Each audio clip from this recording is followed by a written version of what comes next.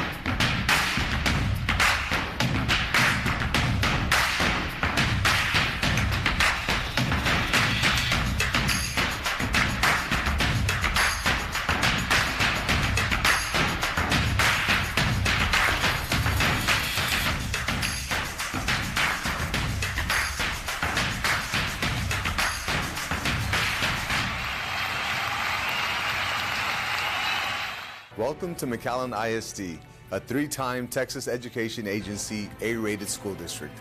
On behalf of our school board and our entire McAllen ISD family, welcome to DQ Fan Field at McAllen Veterans Memorial Stadium.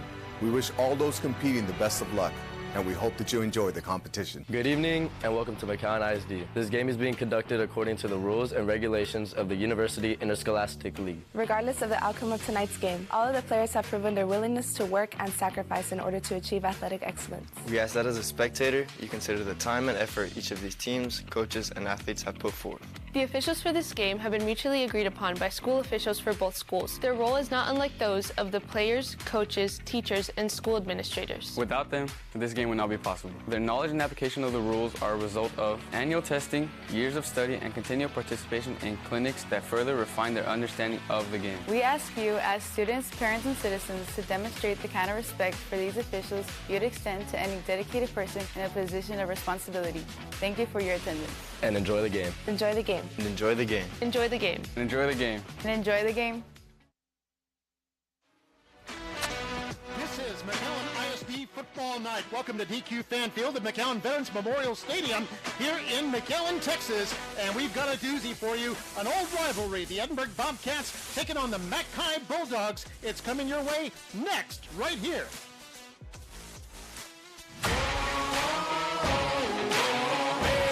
I'ma get it, you know I be on the one. You know I be on the one. Man, on a mission, I'ma get it, you know I be on the one. Yeah, it's all hard, ain't no fear here. You ain't giving this to all, you steer clear. Never beat, I've been down and I reappear. You got some money on the line, you better put it here. Rolling in and doing that work. Check priorities, I'm doing that first. Checks big and I'm sure that hurts, but it's checkmate. We ain't selling short, know the work.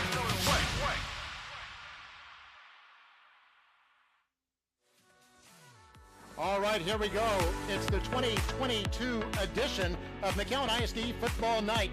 Tonight, the hometown Bulldogs taking on the visiting Edinburg Bobcats in a rivalry that goes back almost 100 years. How do you do? I'm Mark May, along with Mario Reyna.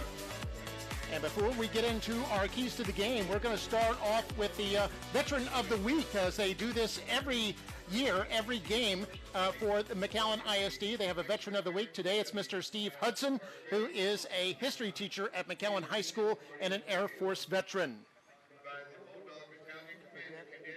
And Mr. Hudson at midfield right now, being honored as our Veteran of the Week. This is something we do at every Bulldog, Mustang, and Warrior home game. For the presentation of our state and national colors. And he'll remain out there for the national anthem.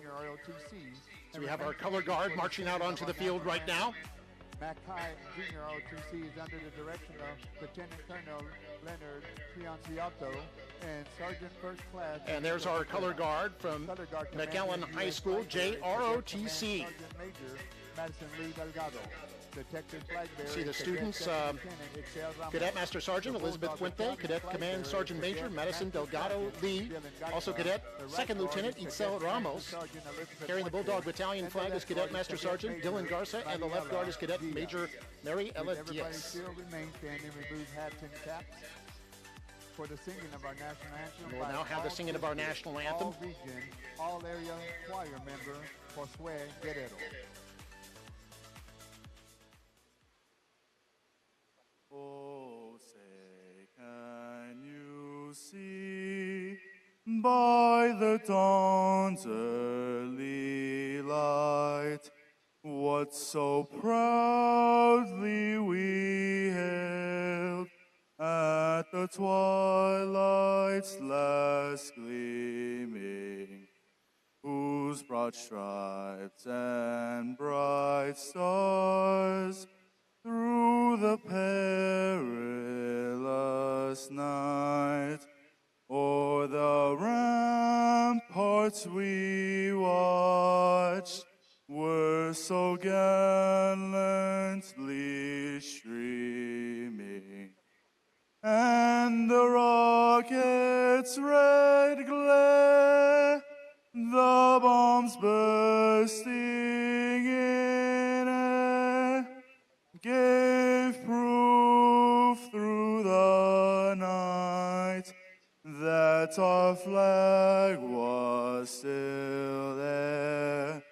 Oh, say does that star-spangled banner yet wave o'er the land of the free and the home of the brave? Very well done by Josue Guerrero, who is an all-district, all-area, and all-region choir member. And we found out why there. An excellent job by him. Let's get into our keys to the game here tonight. I'm here with Mario Reyna. And Mario, tell us about our keys for tonight. Oh, first of all, Mark, can you believe it's football season here? Football night in McAllen, unbelievable. Lots of great memories in the stadium, and I'm sure we're going to have a lot of great memories in this stadium. But like anything else, both teams, they do have some starters back, so they should perform. But it's those newbies on the field for the first time starting. They have to make a name for themselves. Can they control their nerves? And if they do a good job with that, then all of a sudden, then they avoid those turnovers, those mistakes. And that's going to be a key thing, because both teams want to remain positive at the beginning of the season. And the easiest way to do that is to have ball control, stay on the field, get first downs, and control the clock. All right, and there we have the teams coming out onto the field. There's the Bulldogs, the home team here tonight. And here come the Bobcats. Both of these teams in the playoffs last year, so both teams looking for getting back to the postseason and making a run, but it all has to start here in the season opener, this non-district clash between the Bulldogs and Bobcats. Cheerleaders are excited, and we've got fans in the house, and we're ready for fall season football right here on MITV Sports. And there we see the fourth-year head coach of the Bulldogs, Patrick Shelby, took his team into the playoffs last year. They went 8-3. Their first trip to the playoffs in several years, about 5 years. And they've got 4 starters back on offense, 4 back on defense. Bulldogs will be receiving, by the way, to start off this first half. And last year, the Bulldogs won a close one, 14-6. So we'll see if that's going to be the same thing this year with a close ball game. All right, here you see Juan Davila is going to be kicking off here for the Bobcats. Bobcats won the toss, but has been the trend in the last couple of years. A lot of teams that win that toss want the ball in the second half instead of the first half. So it'll be the Bulldogs to start off here in a moment. They're ready to start this first quarter of action. Mark, you're so right. Edinburg Bobcats started playing football in 1920, and the Bulldogs in 1914. And look at this, both teams have won over 500 games, so absolutely a big-time tradition of high school football at McAllen and Edinburg. Yeah, we'll have some more about the history of this rivalry in just a few moments. Also have the starters for you for the Bulldogs coming up soon. And we're about ready to start the 2022 season. Bulldogs and Bobcats, doesn't get much better than that. A long rivalry going back almost a full century as the Bulldogs pick this up at the 10 and a lot of room down that right sideline all the way up to the 32-yard line. A nice little return there for Andres Beretta, a junior for McAllen. Let's take a look at our starters for tonight for the McAllen Bulldogs.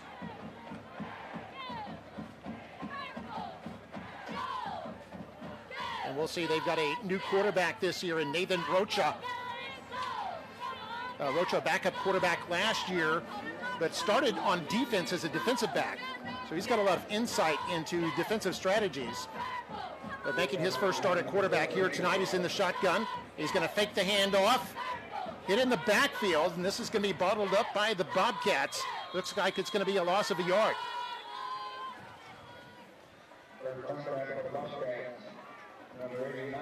Number 89 was the first contact for the Bobcats, Jordan Ayala. And we saw Coach Rene Guzman, his second-year head coach of the Bobcats. Bobcats went 5-5 last year, but did get into the playoffs. Bulldogs 8-3. Bobcats, by the way, are a 6A team. Bulldogs are 5A. Actually, going to rule that Rocha got back to the line of scrimmage. So 2nd and 10 here for the Bulldogs. 2 receivers to the left, 2 to the right. Man goes in motion. That's Nick Karam, a junior. And a quick pass is caught by Max Alanis, has some room, and gets across the 45 to about the 46, and that's close to a first down. Good job by Alanis, making sure he focused and he caught the ball. And then as soon as he caught the ball, he used his quickness to gain. And you can see they're going to go no huddle here on 3rd down and 1. 2 men in the backfield with Rocha. He'll hand off Alanis. And Alanis has the first down up to about the 49-yard line. That's an important first down right away to get your first down of the year. Give your offense a little bit of confidence with that ball control we're talking about. And Alanis this year is starter at wideout, just a junior. Of course, the big weapon for the Bulldogs is number 8, Christian Echezarreta, one of the top receivers in the Valley. Rocha back to throw on first down, is in all kinds of trouble, and the Bobcats are going to sack him for a loss back to the 45-yard line, a loss of about 4. Good effort by Nathan Rocha, refusing to go down, but there was nothing there. And we see it on the replay. Like Davila had him, and then several other Bobcats came in there. And now on 2nd down long, there's a ball comes loose in the backfield. And I think the Bobcats have it. Well, I'll tell you what, Mark. Oh, they're going to say Bulldogs. Bulldogs got it back. I don't know how they got it back. But they lost of a lot of yards. I'd like to see the replay. But there's the ball. He had it. But a good job by Rocha to come back and get the ball. But that defensive end on the right side, Mark, he read the quarterback, and he was in the backfield as soon as he got the ball. I don't know, he was offside. So 3rd down and 22 after a loss of 8 on the play. Bulldogs very lucky there not to turn it over. Rocha back to throw. This is caught. This is Alanis. Alanis with some room, picked up some blocks into Bobcat territory, all the way down to the 45-yard line. He'll be short of the first down, but a big gainer there for the Bulldogs. You know, that's the smart thing to do, Mark. It was a 3rd and a long. And now maybe the Bulldogs, because of that big gain, it gives them an opportunity to go for it, because now it's only 4th and 4. So that's an excellent play. Yeah, that was a pickup of 18 yards there. A short catch and run by Alanis. 2 receivers left, 2 to the right. Alanis, or Alvarez rather, goes in motion. And then we have movement on the line. That's going to cost him 5 yards. Those are the tough 5 yards, especially when you're going for it on the offense, number 79, 5-yard penalty. 4th. So because that makes it 4th and 9. It looks now like the Bulldogs are going to go ahead and punt it right at the 50-yard line. Punting is number 12. Yeah, that's Alvarez. And there's kind of a short punt as he was aiming for the sideline. And the Bobcats will have it in good field position at their own, looks like the 30-yard line. There's a flag out there, the first flag of the year. It was called way downfield, I think by the back judge. So we'll see if that has an impact on this play. As you can take a look at the screen, the officials are talking about it.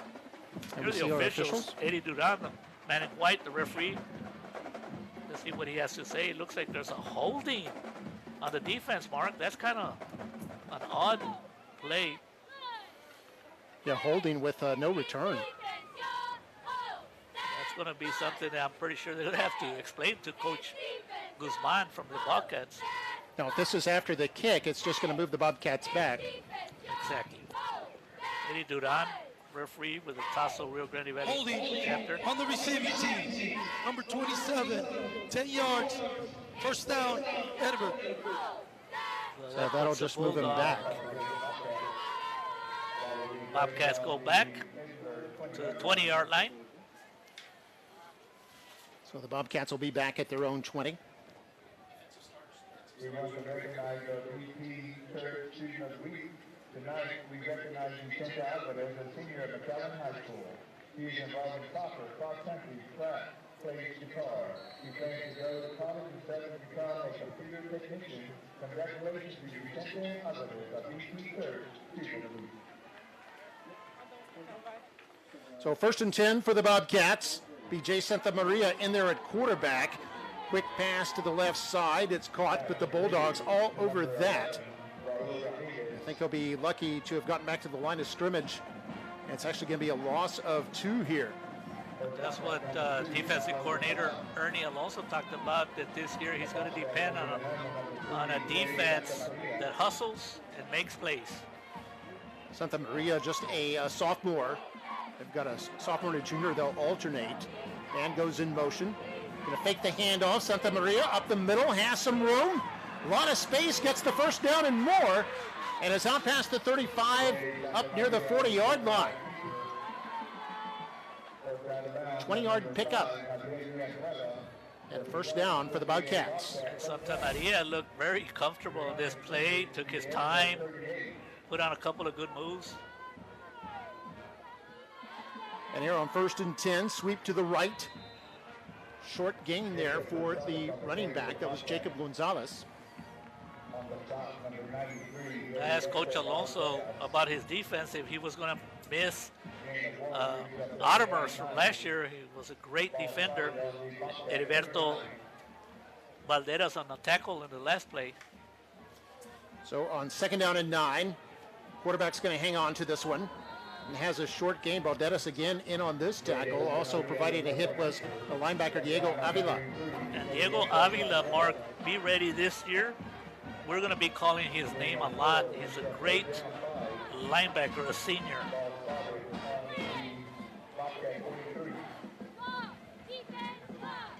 So 3rd down and 5 for the Bobcats now near midfield. 3 receivers to the left side. One man goes in motion. They're going to fake the handoff. Santa Maria up the middle. Crosses the 45 up near a first down. This will be very close. It will be close, and it looked like they had him short of the first down, but Santa Maria refused to go down. It's a matter of, it is a first down. It's already signaled. So far, Santa Maria with 2 good plays. Yeah, there we see it again there. They had him right there, and then his second effort got him that extra 2 yards. Yeah, picked up 5 yards when he needed 5. Isaac Ontiveros on the tackle for Mackay. Now on 1st and 10, 3 receivers to the right, man in motion. Santa Maria hands off straight ahead. That's Gonzalez again, and he's wrestled down by the defensive tackle, Jackson Quintanilla. Jackson, just a junior.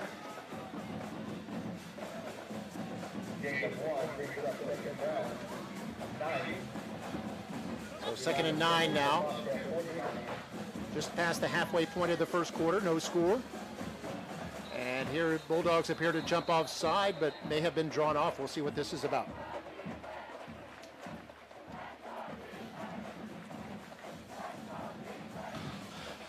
Offsides on the defense, number 99, 5-yard penalty. Repeat, 2nd down. So those extra 5 makes it a lot easier. 2nd and 4. Pretty much you have the whole playbook right in front of you. You can either run or throw. Okay, 2nd and 9 becomes 2nd and 4 after the penalty. Bulldogs will go with 3 down linemen, but they're going to blitz here. Here's a draw play. This is Gonzalez. Big hole up the middle, has the first down across the Bulldog 40, down to about the 37-yard line. And it's a quick offense. The Bobcats getting into the huddle real quick. Here they go. And here we go on 1st and 10. And it was Gonzalez again. Short gainer. Avila. To about the 33. So 2nd down and 6 at the Bulldog 33-yard line. Bulldogs going to spread out the defensive line a little bit. Gonzalez again up the middle. Crosses the 30 to about the 29. He'll be about 2 yards short, and they'll bring up 3rd down. And so far, the Bobcat offense doing nothing fancy, just running the ball, mixing it up inside and outside. This is what we talked about. Personal foul on the defense, number 99, face mask, 15 yards, 1st down. And a key to the game was avoiding mistakes, and that's a big mistake by the Bulldogs because it gives them an additional 10 yards. And the Bobcats would take that. That gives them a 1st down inside red zone territory. That's going to move the ball all the way down to the 14-yard line. 1st and 10 here for the Bobcats. Drive that started at their own 20. Sweep to the left goes nowhere. The Bulldogs all over that. It was a handoff to Gonzalez. First man there was Balderas. I think also Diego Beretta.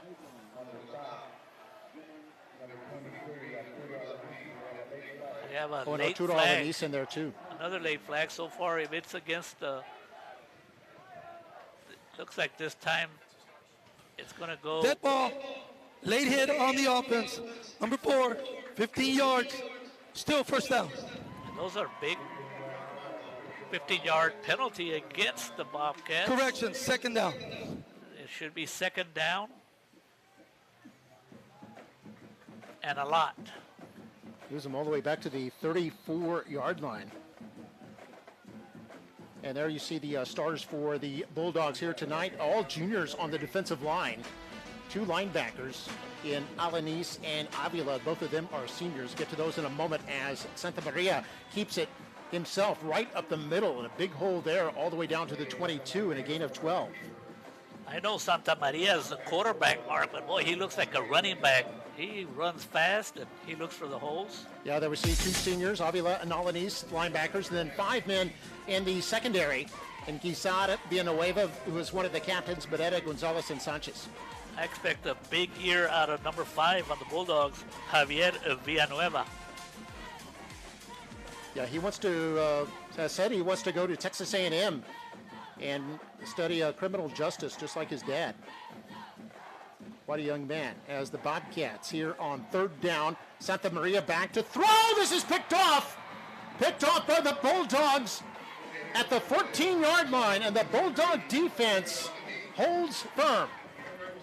That's a huge mistake, but that's what happens when you get that big penalty, Mark. You're trying to get the yardage back in the air. Santa Maria had plenty of time, just did not read the play right, and at the right place at the right time.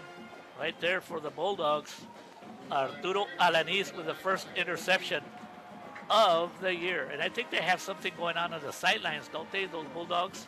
There he is. My he's got a goodness. Little He got blood. cut there too. He's going But I to think need to he's be looked at forgetting- by the trainer. He's going to forget about the blood because he's got that chain on him, Mark. My goodness. That's football.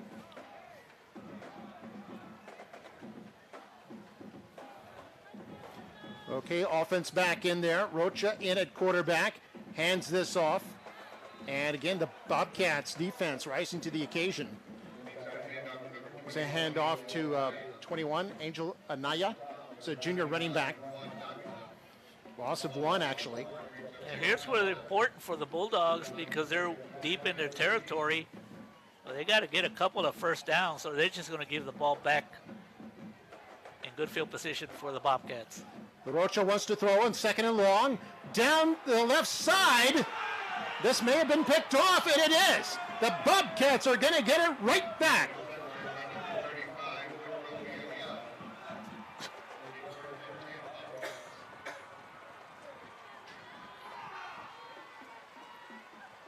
And how about the Bobcats defense there? The secondary not fooled.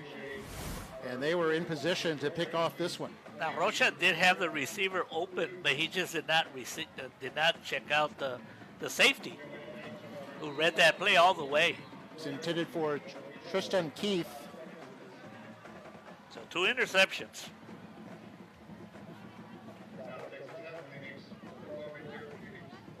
So 1st and 10 now for the Bobcats. Santa Maria rolls out right, nowhere to go. It's going to be held to no gain. Forced out of bounds by Alvarez, who's playing offense and defense here today. And Santa Maria on that play didn't get any yards, Mark, but he looks like he knows what to do at quarterback because he went out of bounds. No need to try to go get a hit. Not necessary. Loss of 1, 2nd and 11 now. Each team has a turnover.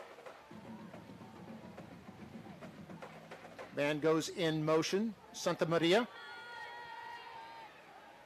finds his open man in the flat, picks up a block, first down inside the 25, about the 24-yard line. Big gainer there for Raul Ramirez. Ramirez on the catch, but impressive play. And here's a hurry-up offense, Mark. They're already huddled up. Yeah, got a first down already, and they're running it right up the middle. And a short gain there for Gonzalez. That's something the Bulldog defense has to be ready. Hurry up offense. Catch you by surprise. All the way back to the 16. 2nd and 2. Santa Maria rolling right. Trips and falls. I think he'll be just short. It'll bring up 3rd down and Probably about a yard. He might have gotten the first down there. Let's another look at it. But on that last play where Santa Maria, he threw the pass on the run and put it right on the money. He's very impressive so far. Oh, they're going to say he did get the first down.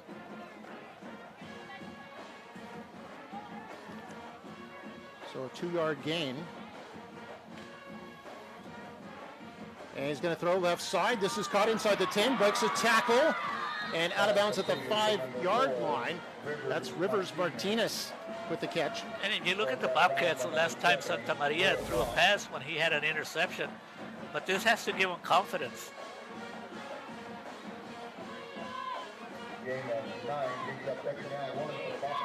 Big gain of 9 yards. Yeah, they can pick up a first down without scoring. Pretty much going to have like 5 plays right here, running plays, if they get that first down. We're going to go shotgun here on 2nd down and less than a yard. They hand this off up the middle. And I don't think they picked up anything. That was Josiah Caballero on the carry. And they're going to say he's about a half-yard short. Job by the Bulldogs, not only focusing on Santa Maria, since he's had a lot of success, that's what happens. They use him as a decoy. By the way, we're down to the last minute and a half of the first quarter. No score yet, but the Bobcats are threatening. Here on 3rd down, less than a yard, they hand this off. Hit in the backfield, second effort. I don't think he got there. I think the Bulldogs may have held Gonzalez back. We'll see where they mark the ball, giving him forward progress, but let's take a look. That's Javier Villanueva. Check him out, Mark. Yeah, now they see on He made sure Looks they like he didn't did get get any across the yards. 5. That's the player I was referring to that I thought he would be one to watch all year. Oh, no, they do say he was short. They have him just a... So do you take the sure points, or you try to just go for those 6 in there? It looks like they're going Yeah, for I that. think you go for it here. They'll go with an I formation, wing left. 4th and less than a yard. And a fumble in the backfield. Ball is loose. Bulldogs have it. And it's recovered by the Mackay defender, Nolan Gonzalez. And you know, unfortunately for the Bobcats on that one, Mark, they didn't give themselves a chance to see if they could get a first down. So it doesn't go as a turnover, but to me it looks like a turnover because of the snap. So somebody's going to get a chain. Whose turn is it? Number 18 again. This is Nolan Gonzalez, just a sophomore, getting a chain. We're going to go through our offensive starters now. It's been such a frenetic first half. Haven't had a chance to put that up for you, but there you go. We mentioned Nathan Rocha, a junior, making his first start. Back up last year. Jaden Hedetta in the backfield. Echezarreta is the all-world receiver. Hasn't caught a pass yet. Then Alvarez, Karam, and Alanis. Get to the offensive line in a moment as they hand this off. And surging ahead is Anaya. The good pickup. It'll bring up second down. That's a good pickup of about 5 yards. There's our offensive line. And a little bit young. You've got 2 sophomores and 2 juniors. Matthew Vega, the only senior. Actually, when you look at the Bulldogs, they have a bunch of young starters, underclassmen. Probably the last play of the quarter. Yeah, they're going to let the quarter run out. And that will be the end of the first quarter. End of the first quarter, and our score is 0-0 at the end of 1. You're watching McAllen ISD Football Night. I wonder if anybody out there is having any fun, Mark.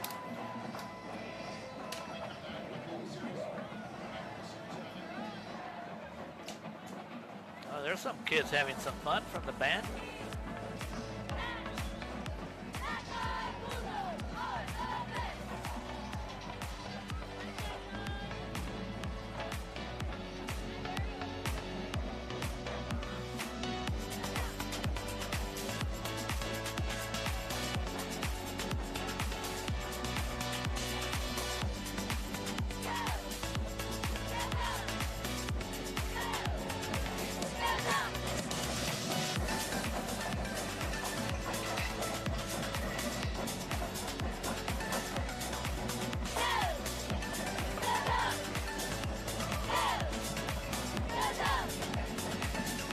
All right, welcome back to the start of the second quarter. An exciting first quarter. Although there was no score, the Bobcats were threatening there late, but a fumble on 4th down led to the Bulldogs prevailing. The Bulldogs have had 2 stops in the red zone here early on, Mario. That showed that the defense is not giving up. And we talked as the keys, those turnovers and mistakes, and each one with turnovers, a bad snap. All right, ready for the start of the second quarter. It's second down. And this is going to be Rocha calling his own number. Took a big hit and went down about the 25. Looks like he has enough for the first down, though. Yeah, he got a big hit there. I'm surprised he did not fumble the ball. He hit him right in the numbers, real close to the football. The result will be a 7-yard pickup. Here's Rocha, and short pass, caught, picked up only about a yard. It was caught by Tristan Keefe. You can see the defense so quick. What's going on right there, Mark? Yeah, this is a long series between these two. They first met back in 1923, and the series could not be much closer. Wow. Edinburg leads by 41-40 with 2 ties. This is the 84th meeting. Didn't know that. Yeah, Bulldogs have won the last 5 meetings, though, and here's a big run here on second down. Nice opening on the right side for the Bulldogs. That's our first carry for Jaden Hedetta. If he runs like that, he's going to get a lot more. 7 big yards. Will they throw or will they run here? 3rd and 3.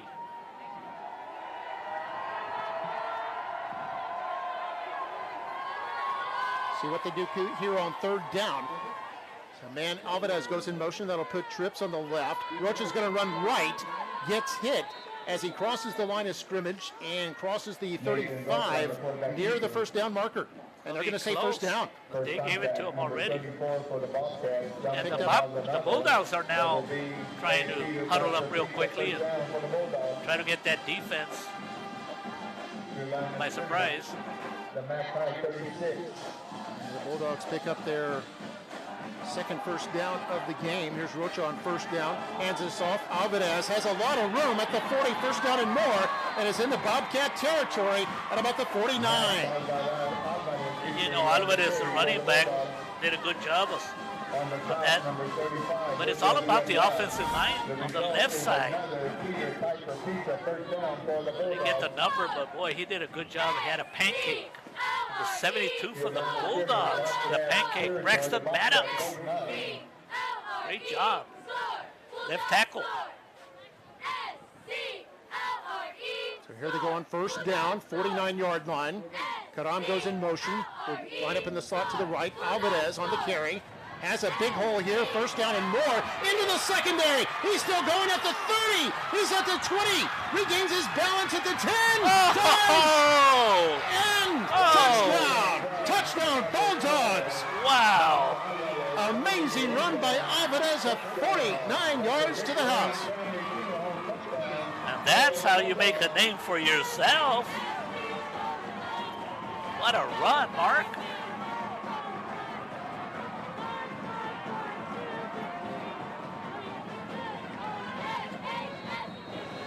What a highlight play. All right, they're going to line up for the extra point now. Extra point try by Joaquin Valdez. Up, and no doubt about it, it's good. And the Bulldogs lead it now 7-0 over the Bobcats. 9:37 left in the second quarter. Can't wait for that. Taking a look at the touchdown here, then we'll go to our smile cam, and I'm sure a lot of Bulldog fans will be smiling after that one. Yep, and I'm sure our director, Raul Ramos, will show us that replay after the smile cam, maybe. A lot of people smiling on the Bulldog. Can't get any better than that. Yeah, how about the student body? They can't dress. Engineers or construction. Oh, those kids got surprised. I love that reaction. A lot of happy faces on the Bulldog side. They're the kids. Anytime you give them an opportunity to smile, they will.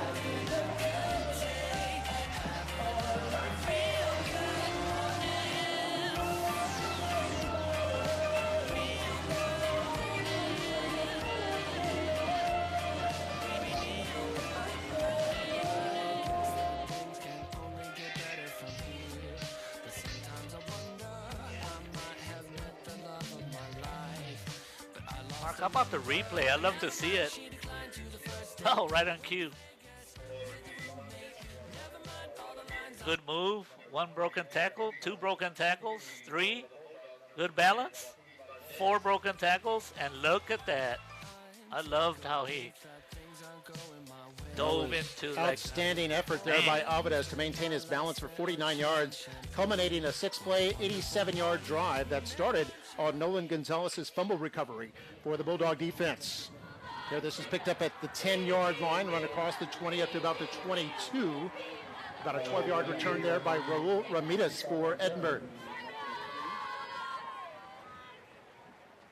On the top, number 20, Sam Enriquez. So 9:32 to go here before halftime. 7-0 our score. Here's another angle for you on that touchdown. Wow. Man, balance. And right there, he almost looked like he was going down. Maintained his balance. Had a downfield block from Alanis. Into the end zone for the school. He deserves it. So 1st and 10 for the Bobcats at their own 22. Back to throw with Santa Maria. Trying to set up a screen. Bulldogs are in there, but Bobcats are going to pick up some yards out of this. A good return there for Martinez. That play looked like it was going to go for more, but that Bulldog defense with a lot of quickness. Yeah, ended up picking up 5 yards there. We'll look at the replay, but Mark, I hope our fans enjoy this broadcast. Another look at it here. Yeah, Bulldogs almost had Martinez in for a loss, but he was able to turn it into a 5-yard gain. So 2nd and 5 now for Edinburg. Got some movement and now a stoppage, and this will be 5 yards on somebody. Mark, I was talking about the fans enjoying these. We always get a lot of people telling us about the production, and I mean, on one play you get 2 different angles. That's just unheard of. So, encroachment on the defense, number 99, 5-yard penalty. Repeat, 2nd down. First down, correction. I believe this will be, yes it is, enough for a first down. Yes, sir. It's 8 first downs now for the Bobcats. A lot of it picked up on that last drive. They went 2 drives ago, they went the length of the field, and the drive ended about the 5-yard line. Here they go with under 9 minutes to go here before halftime. They're going to fake the sweep, and Santa Maria going to keep it up the middle across the 40 to about the 41. It'll bring up short yardage for a first down. Well, you know, almost every time Santa Maria runs with the ball, he gets you more than 5 yards. To me, it's like a running back, really in the quarterback position. He's a good runner. With the Bulldogs in on the tackle, the defensive end, Diego Beretta. And here on 2nd down and 1, runners hit in the backfield. Is bottled up near the line of scrimmage, might have just enough. We'll see where they spot it. There was Gonzalez on the carry.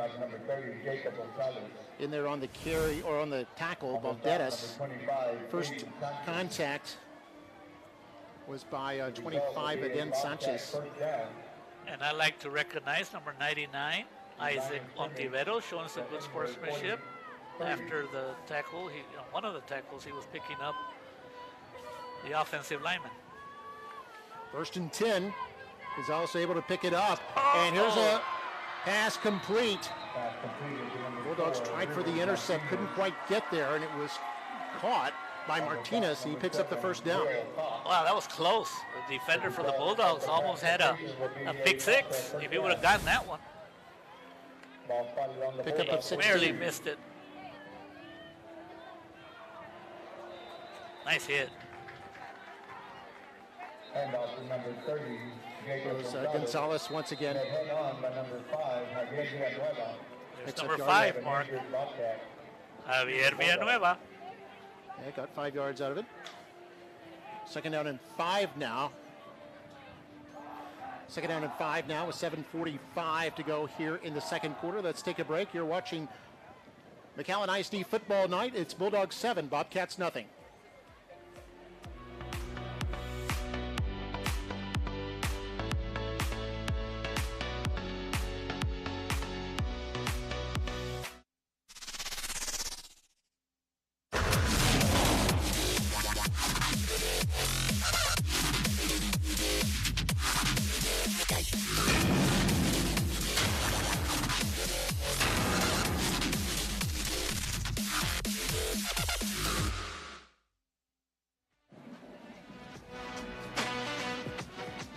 Welcome back. 7-0 our score. Max Alvarez, a 49-yard touchdown run.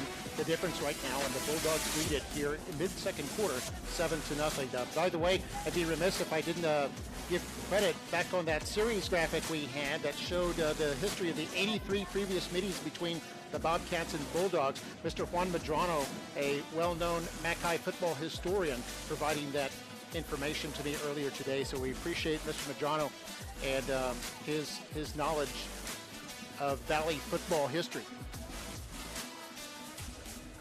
And we've got a timeout right now.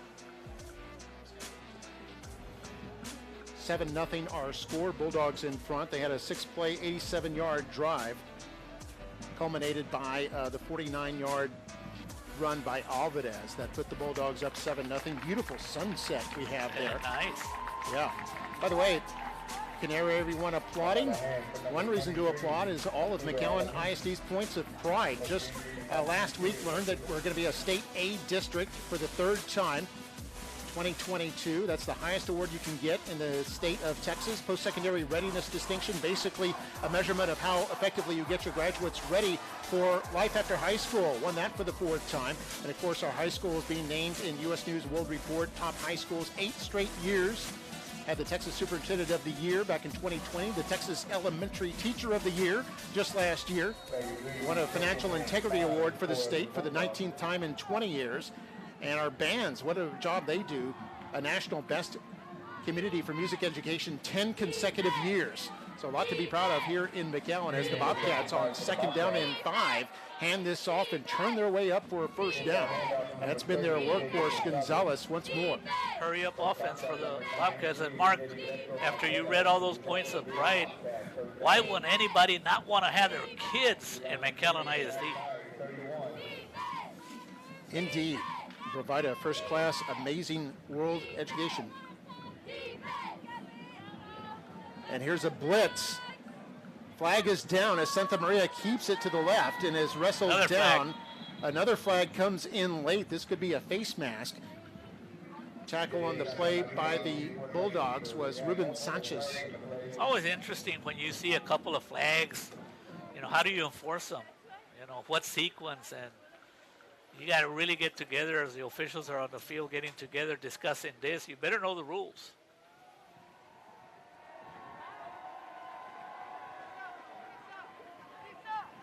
The officials discussing it now. Eddie Duran in the white cap is our referee tonight. Head of this crew from the... Eddie Duran in his first year as referee. We have multiple penalties on this play. We got white, holding, number 77. Blue, offsides. And a personal foul, face mask on purple. That will offset by rule, replay it down. All right. All set. So, and you may have heard Mr. Ron refer to the Mackay as blue. It's not because he's colorblind or anything like that. It's because officials often use one-syllable words to describe the colors of opposite teams. Mark, so I'm proud of you. How do you know that? Oh, You don't even officiate. I officiate basketball, and that's what we do all the time. And the players get all upset. So, yeah, purple being a 2-syllable word, they changed it to something of a similar color, which is 1 syllable, and that's why you use blue there. You learn something new every time you watch our telecast. So 1st and 10 for the Bobcats is basically a do-over. It's at the 31-yard line. Bobcats knocking on the door once more. Gonzalez hit in the backfield. He'll go down at the line of scrimmage. Great job of penetration and a leg tackle there by Juan Solano. And Solano's coming in, Mark. He's being sent in by this defensive coordinator on the blitz on the right side. They found an opening.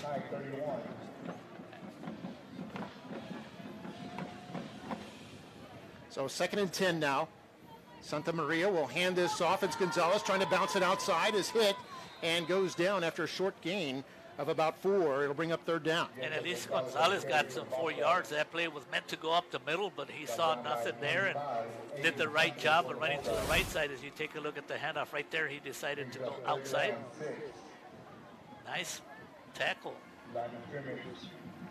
See the tackle by Aiden Sanchez. Halfway point of the second quarter. Both teams still have all 3 of their timeouts. And here's a fumble. Ball came loose. Looked like they were trying to hand it off to Gonzalez, and quarterback may have decided to keep it. Ball came loose, but the Bobcats able to recover. Lucky bounce for the Bobcats, as you can take a look at right there. That was an unforced error by their own team, Mark. The Bobcats are hurting themselves. Remember the turnover they had and the bad snap on a 4th down? And the other one that hurt them, Mark, was that big penalty by the offense for 15 yards.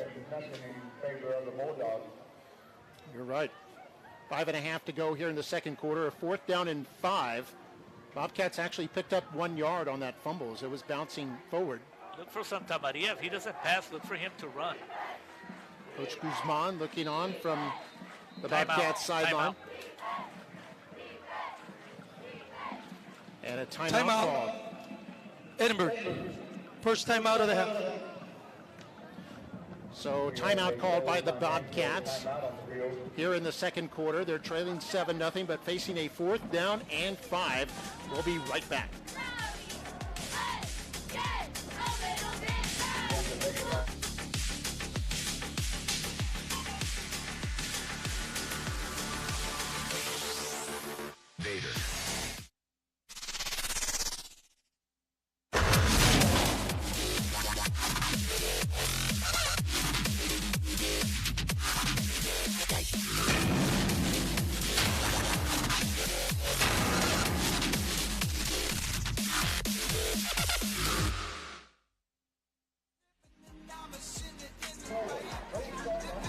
And welcome back. You can see all the kids wearing a bright-colored vest, like it's a crossing guard convention or something.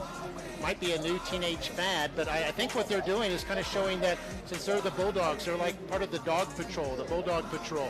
A new thing that they have going here with the Mackay Bulldogs. Hope you're enjoying the game. I'm Mark May with Mario Reyna, back to bring you MITV Sports Football once again. Mackay Bulldogs, Warriors, and Mustangs will have all the home games here this season. 5:09 to go here before halftime. Bobcats took that last timeout. And here's Santa Maria rolling to the wide side of the field, throwing deep, man is open, and it's caught, and it's a touchdown. Touchdown, Bobcats. Martinez makes the catch. And the Bobcats 1 point away from tying it up. And Mark, that receiver was too wide open. So I think there was probably something happened in the defense. I think maybe the Bulldogs were expecting a run. So he was wide open. He's never that wide open unless it's a broken play. That was on 4th and 5 too, a gutsy call that paid off. And the extra point by number 99, Juan Davila, is good. And we're tied at 7, 5:04 to go here before halftime. And give credit to Coach Guzman, Marcus. They were running a fourth down play, and they looked like they were in a hurry. They didn't look very good. He calls a timeout, settles the troops down, and the result is a touchdown. Got a tie ball game with 5 minutes and 4 seconds to go here in the second quarter. All right, and we're going to take a look at the fan cam now. A lot of fans here tonight for the season home opener.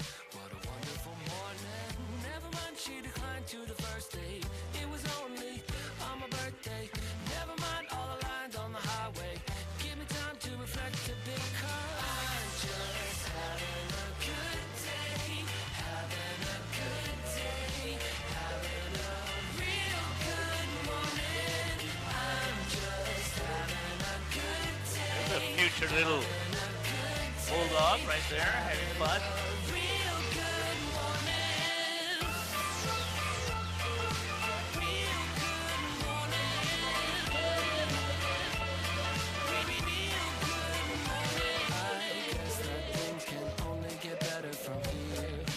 Everybody having fun, even the parents.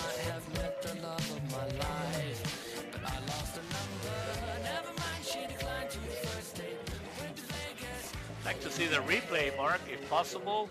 Oh, there it is.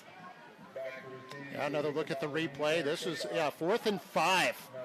And Santa Maria rolls out to his left. Martinez wide open. Caught it at the goal line for the score. And we're tied at 7. Both teams with some big plays here in this first half that led to touchdowns. That scoring drive for the Bobcats, by the way, 10 plays, 78 yards, culminated by the 26-yard touchdown pass from Santa Maria to Rivers. Short kickoff fielded by Villanueva, and he's going to run up to the 40-yard line. So Bulldogs will have excellent field position. All 3 timeouts in their pocket with 4:57 to play before the half. Javier Villanueva on a good run back, and Villanueva having a great game. Mark also on defense, has some key plays. And then he also was on he's also the Scholar Athlete of the Week. So well-rounded young man, Villanueva. Yeah, he's the one that wants to go into criminal justice just like his father.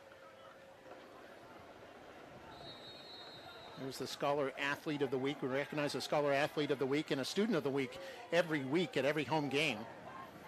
He's also a Cheerleader of the Week. We'll have that in the second half.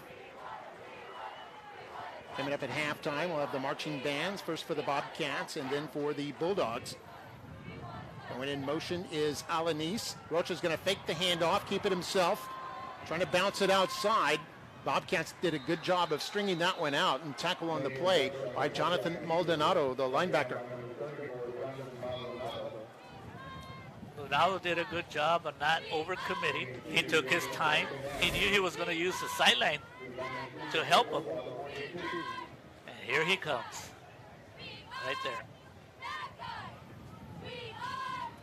Also helping out was Jay Santamaria, the quarterback, who plays a little defense as well. Handoff straight ahead. Picked up about one, perhaps. It'll be third down and long here. As the Bulldogs have had two straight running plays, and the Bobcats have pretty much held. It'll be 3rd and 6. It looks like this is a throwing down. And we'll see if offensive coordinator Philip Romero will put it up in the air. It appears like the Bulldogs. Oh, we have an injury timeout. So a timeout on the field. 3rd down and 6 here for the Bulldogs. 3:59 to go before halftime. We're tied at 7. Both teams have had big plays to lead to their touchdowns. So we're going to take a break. You're watching McAllen ISD Football Night. We'll be right back.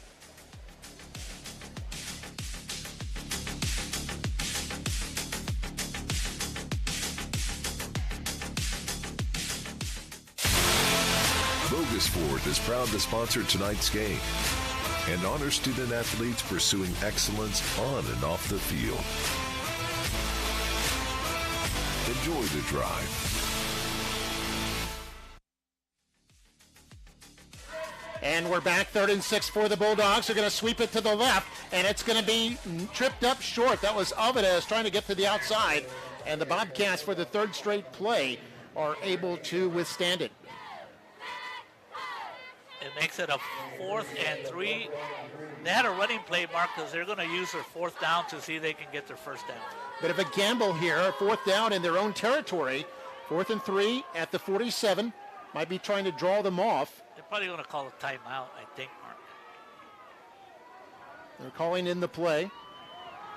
They still have 15 on the delay of game clock. But they may not be planning to snap it here.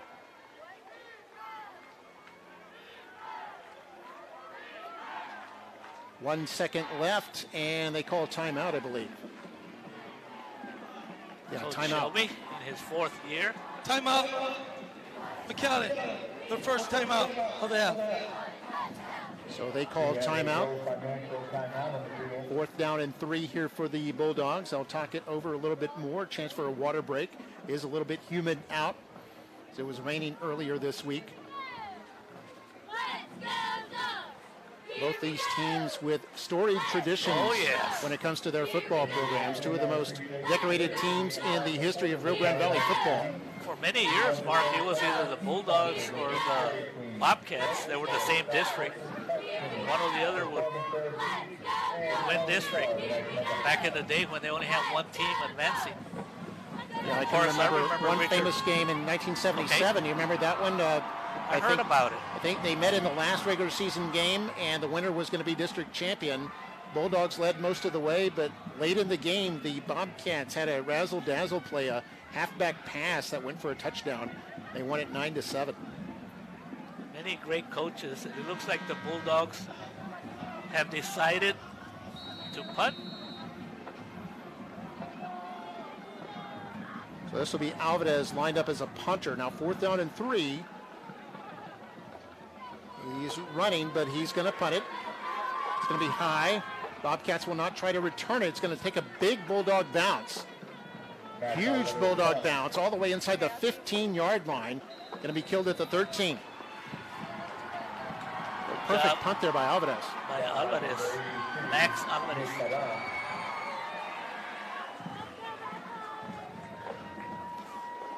So So Bobcats. who are Mark, who are some of the popular coaches on the Bulldog side? Because I know I have two popular coaches on the Edinburg side that you can remember.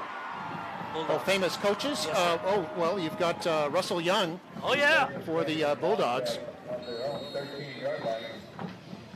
Coached them for many years. Bear Crouch, the early 80s. Alex Lerma.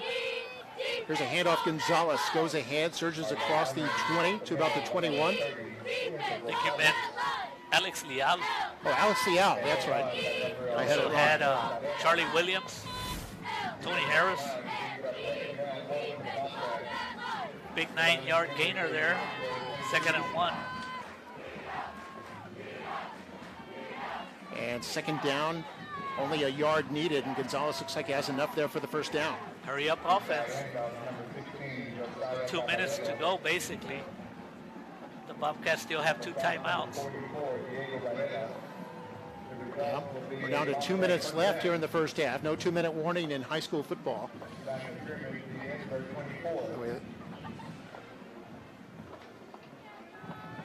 And here they go on 1st and 10. Handoff, hit in the backfield, getting up to about the 25.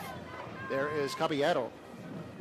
The Bobcats are not calling timeout, so I don't know if they're just wondering if they can get a big yard, play with for big yards, and maybe they'll get a little bit more aggressive. Looks like Coach Guzman is maybe satisfied to go into halftime 7-7. Unless he wants to put it in the air. Also, more recent years, we're talking about Bulldog coaches, Tony Harris. Yes, sir. Probably the winningest coach in the history of the program. There's a big handoff. He's going to carry it across the 30, going to be just short of the 1st down. First down and hurry up offense. 9-yard pickup. Another run here by the Bobcats. This is 1st down and more, and out of bounds at midfield. Stops the clock at 56 seconds. The Bobcats are in business here. And I think that's what Coach Guzman wanted to see, run a couple of plays, see they can move the ball. And they're at 50-yard line, and by him going out of bounds, it protects 2 of the timeouts. Yeah, they still have the 2 timeouts. They're at midfield now. Quarterback Santa Maria trying to run this. And the Bulldogs all over it. Great defending there as he had nowhere to go. Now they're going to have to use the timeout. And the clock is going to stop at 43 seconds. Tackle on the play was Juan Solano. Good job by Solano. And Mark, 2 of the coaches that I remember from Edinburg, it's because one of them has a stadium named after him. Edinburg, their 2nd timeout of the half. The Edinburg Stadium is the Richard Flores Stadium. Yeah, and Richard the other Flores. one is Robert Vela because he has a high school named after him. That's right. That's right. And I knew both of them. Great good coaches men. in the history of the Bobcats. You know, and another famous coach, not as famous coaching the Bobcats, but became more famous coaching in college. I know. Who is that? Fred Akers. Fred Akers, you're right. Went on to coach the Texas Longhorns. Thank you for that one, Mark. I knew you couldn't be fooled. So we have a timeout. I'll be honest now. with you, Mark. I went to school at PSDA, and back in the day, those were 2 high schools we just didn't care for. Okay, so when I played basketball at PSDA, we played the Bulldogs, just never beat them. Played the Bobcats, we just didn't like playing against them. And those were probably the 2 that we just had a rivalry against and didn't like to really go up against. Then I ended up working at McAllen ISD for 40 years. Ooh, yeah. So 1 timeout left for the Bobcats. 42 seconds left in the half, or a tie game. 2nd and 15 for the Bobcats right now. And in motion, that's Martinez, who scored the touchdown earlier. Santa Maria back to throw, now wants to run. It's going to be hit, and it's going to be knocked down by Balderas. Going to bring up 3rd and long. With the previous play where they had the loss and that one, I don't think Coach Guzman's going to do anything crazy. He did call a timeout, though. It is early in the season, so he might want to try something. Timeout, White, their final last timeout. Yeah, last time out there for the Bobcats. And we see Coach Shelby in his 4th year as head coach of the Bulldogs, was the offensive coordinator in Weslaco before coming to Mackay, and had also coached in the Edinburg School District, Edinburg Vela at one point. We're tied at 7. I always enjoyed talking to Coach Shelby. Real calm guy, real friendly. Provides great customer service. Is a great representative of the McAllen Bulldogs. That's for sure.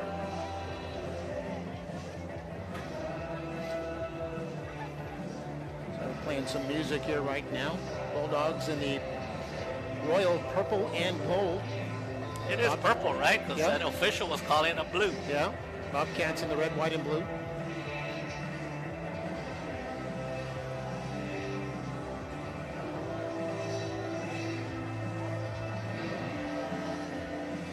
So 3rd down and 15 for the Bobcats. 21 seconds left before halftime. Bobcats out of timeouts, but if they get a first down, it will stop the clock while they move the chains.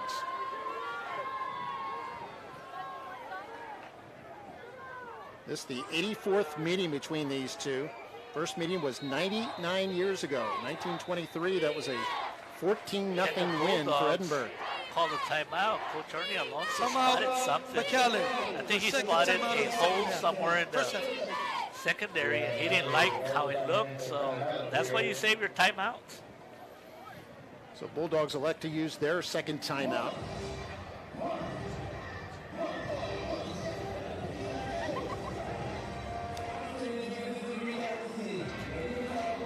By the way, La Jolla Palmview in the new Mackay district had a win last night over PSJA Southwest. Yeah, we got to talk about those districts, Mark. With the realignment, it's not like it used to be. Yep. I have a graphic that'll show that in a moment. Oh, great. And the schedule for the Bulldogs. You can see right there. Now the game against Mission, you can see it's Friday, September 2nd. It was originally on a Thursday, September 1st. So if you have an older schedule, it might show that as a Thursday game. That the Mission game at Tom Landry Stadium will be on a Friday. And here's Santa Maria on 3rd and long, back to throw, now forced to run, and picks up about 5 yards. And that might do it for the first half. Actually, the Bulldogs are going to call a timeout and force the Bobcats to punt the football. Heriberto Valderas on that hustle play. The last and final timeout of the half. Maybe he prevented a big play down the street.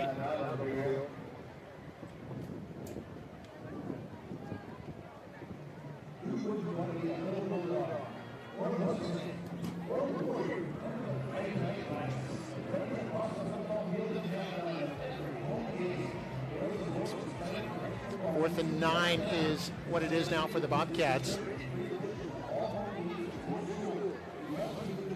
They'll be forced to punt, which would be the first time they've punted all evening, if that's what they do here. Looks like they will be lining up in a punt formation. Davila, their kicker, is also lined up as a punter. So how many teams are in the Conference 5A Division I, Mark? There's 8 teams in the reconfigured district. Last year was 10. So teams had only one district game last year. This year they'll have 3, as we see Alvarez, who scored the touchdown for the Bulldogs earlier on a 49-yard run, back to receive this punt, standing about his own 20. Davila at about his own 36, ready to punt the football.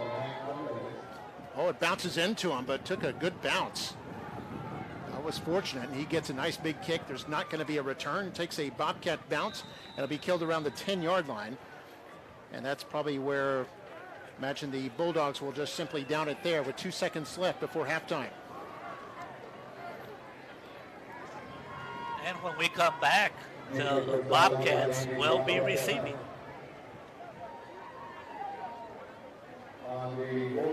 So 1st and 10 for the Bulldogs at the 10. Imagine they'll just down it here.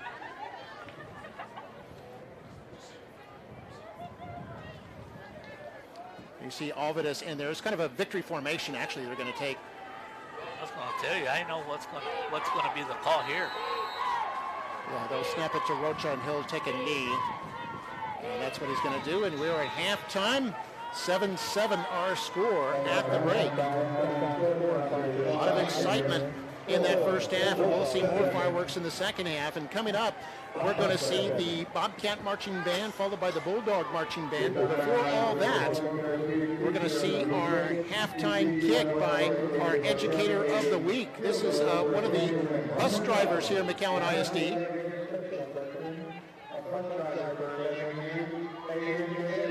Adrian Guerrero from the Transportation Department will be kicking a 12-yard extra point here. If he makes it, he can win $100 from Performance Therapeutic. 11 years, bus driver with McAllen ISD. Looks like he's a left-footed kicker. And let's see what he can do here. Chance for $100. So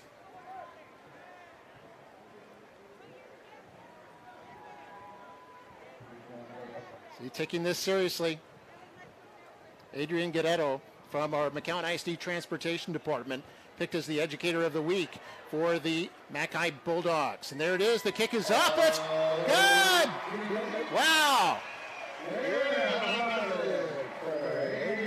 He took his sweet time, and it paid off. He's $100 richer. Congratulations to Adrian Guerrero.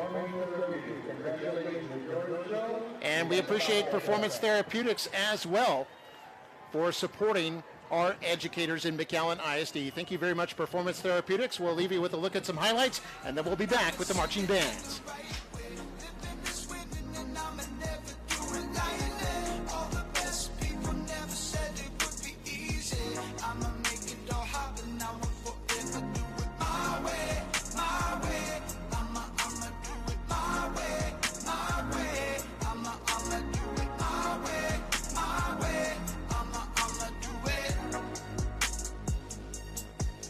I'm a love giver, searching for glory, I'm a strong winner. Throw me the ball cause I'm a hard hitter. Only be swimming in the deep river.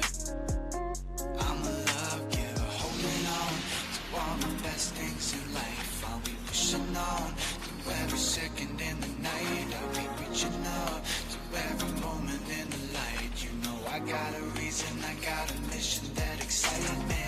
Sinning is living and I'm a sinning in the right way. Living is winning and I'm a never do it lightly. All the best people never say.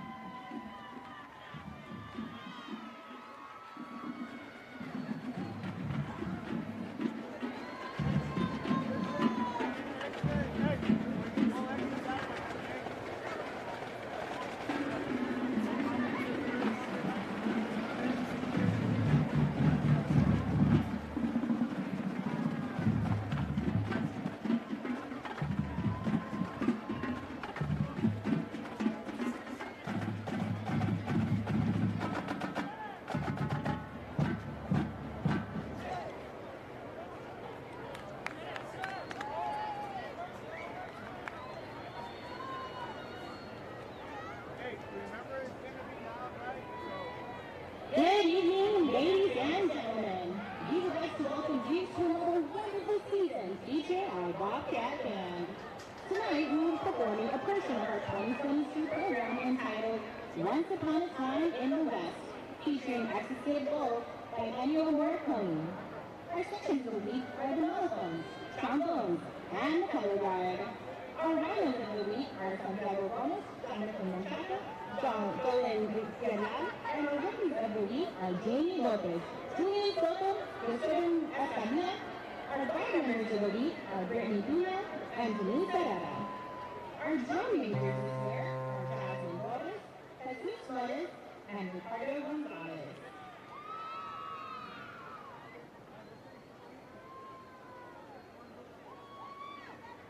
And now, get ready for the best show in Texas song of Friday nights. The big, the bad, the red and blue. Ladies and gentlemen, the pride of Edinburg, our Edinburg High School Bobcat Band. Take it away, Jasmine. Girls, nobody should be on their phone. These nuts.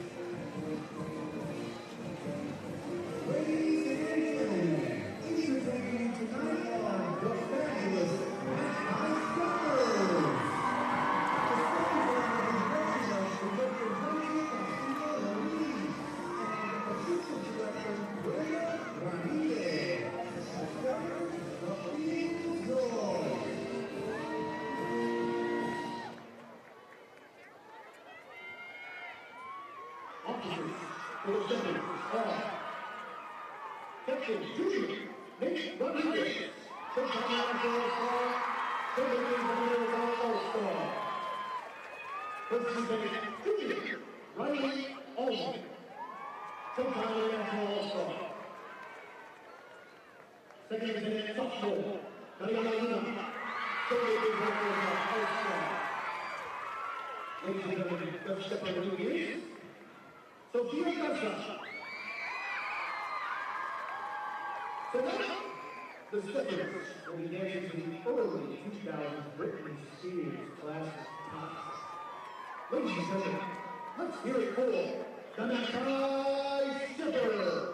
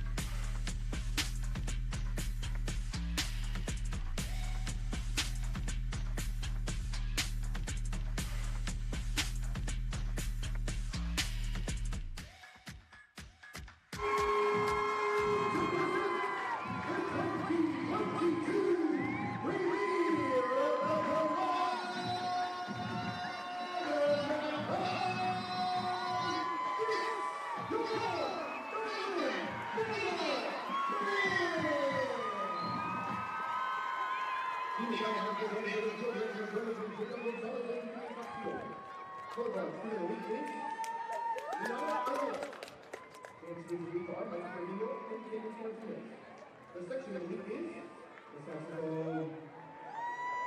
Tonight, ladies and gentlemen, the McAllen Band will be presenting the opening portion of the 2022 UIL Marching Contest production titled "And I Think to Myself," featuring the wonderful role by Bob Field and George David Weiss, as well as selections from the soundtrack to the film Requiem for a Dream by Clint Eastwood.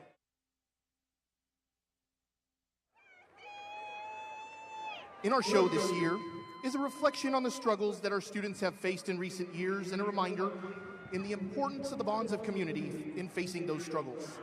As the music alternates between serene, beautiful moments and dark, intense passages, the message of the production is to remember the power we have to confront tragedy and emerge stronger together through the support of our friends, our neighbors, our teammates, our school community. We hope to remind each other that always and forever, we are McAllen. Drum majors, the field is yours.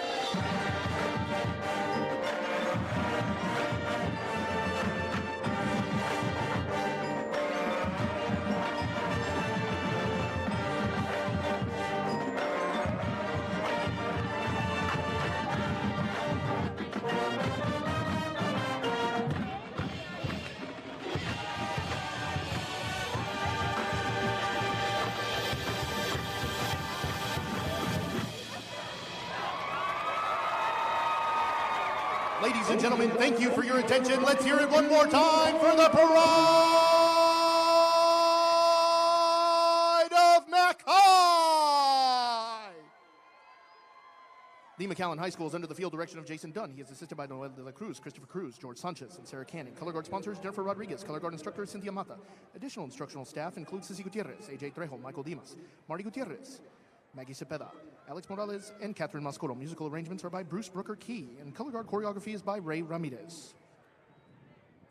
And now, Mac High fans, get on your feet as we honor our community and our school with a football classic, the National Emblem March, and the McAllen High School Fight Song.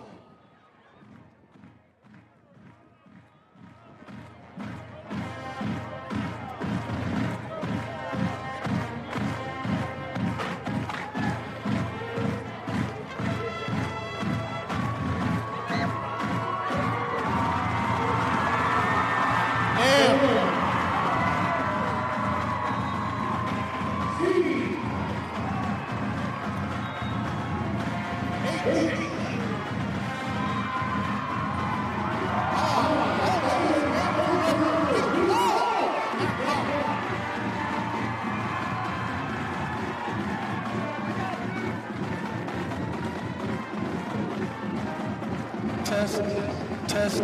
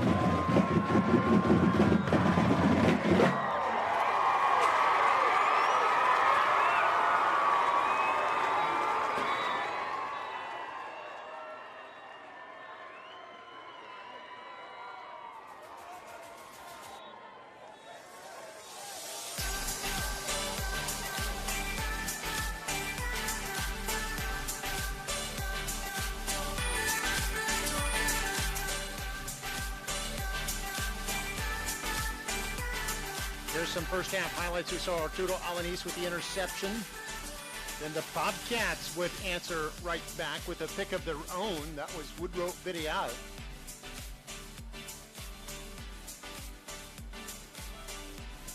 Big catch there by Rivers Martinez. Physical first half between these two. And we're 7-7 right now. And here's some future Mackay Bulldogs about to run out. This is a tradition with McAllen ISD schools. Every home game you have the Little Bulldogs or the Little Mustangs or the Little Warriors. Tonight it's the Bulldogs' turn. They get to run across the field to start our second half. I see Coach Stephanie Cantu, the girls basketball coach, trying to organize the kids there. You can see those teeth there. They're standing in the mouth of the big Bulldog. There you go. Is that a new? Big run through there. Run through, there you go. Is that a new one? It looks new. I don't remember the teeth. That's right.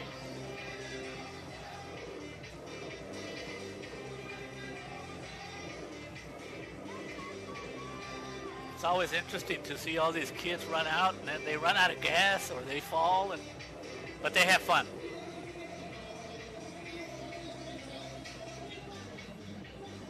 To challenge all the other high schools, Mark, the Rowe kids and the Memorial kids, to see who has the most kids.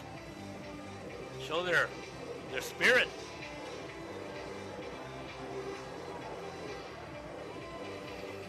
See the players warming up there.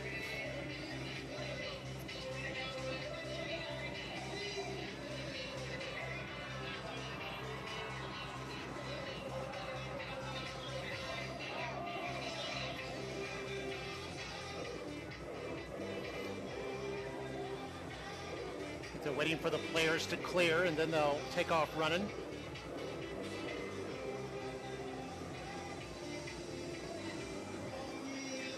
Looks like they're getting ready, Mark. It's been a long day. School. There's our halftime stats. You can see the score is tied, but look at the first downs. The Bobcats had some lengthy drives up and down the field, but 2 turnovers kind of curtailed their efforts. Total yards kind of favored the Bobcats there. Penalties were, all the penalties were basically in the first quarter. Both teams had a couple of personal fouls that hurt them, but for the most part, penalties have been light, especially for a season opener. Yeah, if you look at the stats, Mark, you would think the Bobcats are winning. But those 2 turnovers and a key penalty kind of just messed up their momentum.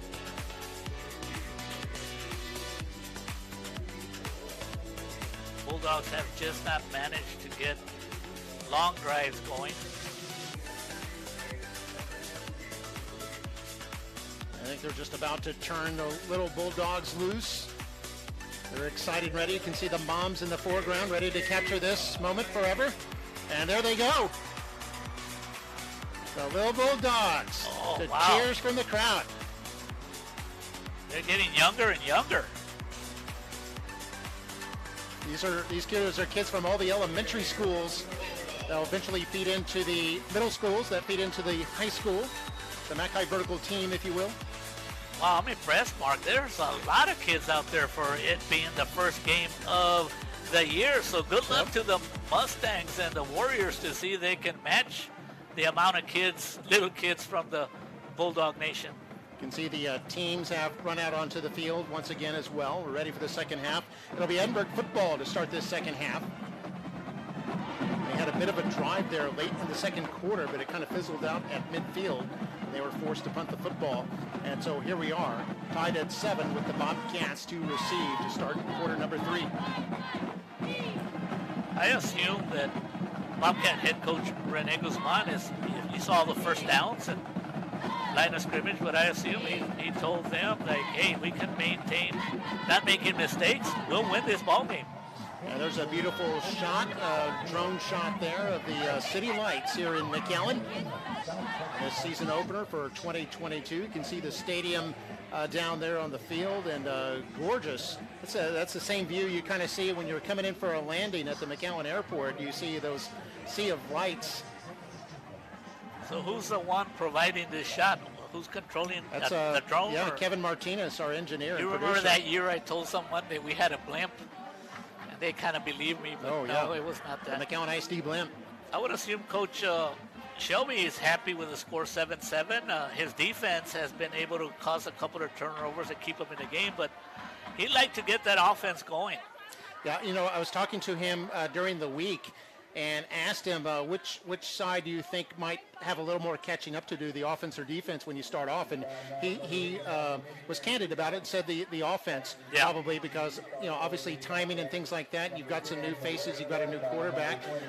He expected that to have a little more growing pains and to depend on his defense a little more to keep him in games here early in the year. And that's exactly what we've seen. We're tied at 7 here in the first half, and the defense has generated 2 turnovers.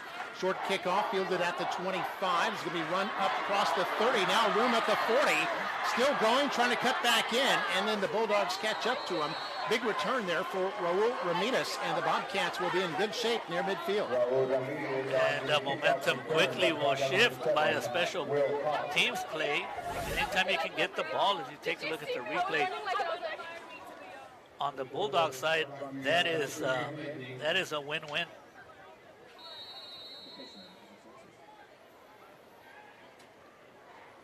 Bobcats with over 100 yards rushing in the first half. They're at 118. See what they do. Still got Santa Maria in there at quarterback. So he's trying to run to the left. It's kind of a broken play, it looks like. Gets hit, and then the Bulldogs bring him down for an apparent loss. On the tackle there was Ruben Sanchez.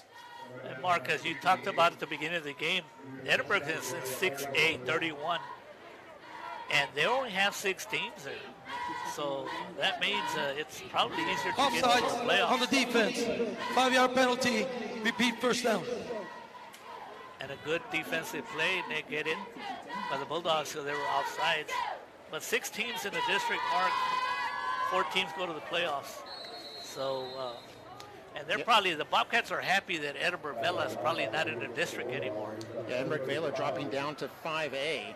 You've got Edinburg, Edinburg North, Edinburg Economides. Tell you the rest in a moment as Gonzalez takes his hand off, has room up the middle, first down and more into Bulldog territory across the 40 to about the 38-yard line. Other teams, you can see number 10 there, his helmet came off. That's Noel Serna, the running back, and he has to come out for one play by rule. Other teams in District 31-6A, besides the Cougars and the Jaguars, include La Jolla Coyotes, Mission Eagles, and PSJA Bears. Another handoff. Nice. Hitting the backfield is Gonzalez. He's going to be nailed for a loss. Big play there by the linebacker, Diego Avila. Diego Avila, right down the middle. Saw an opening and he took advantage of it. He was pretty close to a horse collar. Luckily, he did not grab.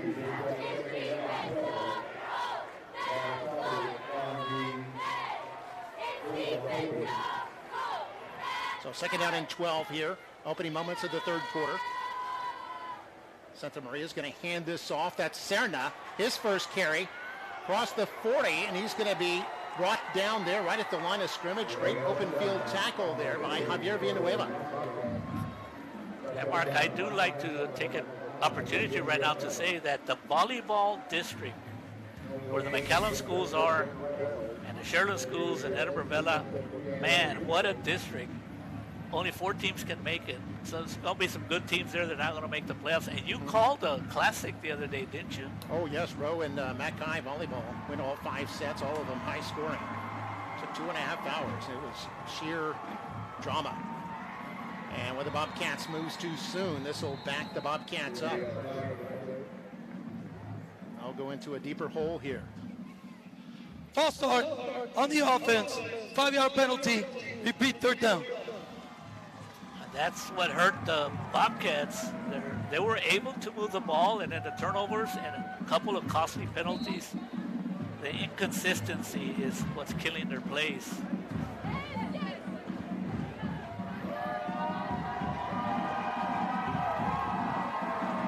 So third down and 17 now for the Bobcats.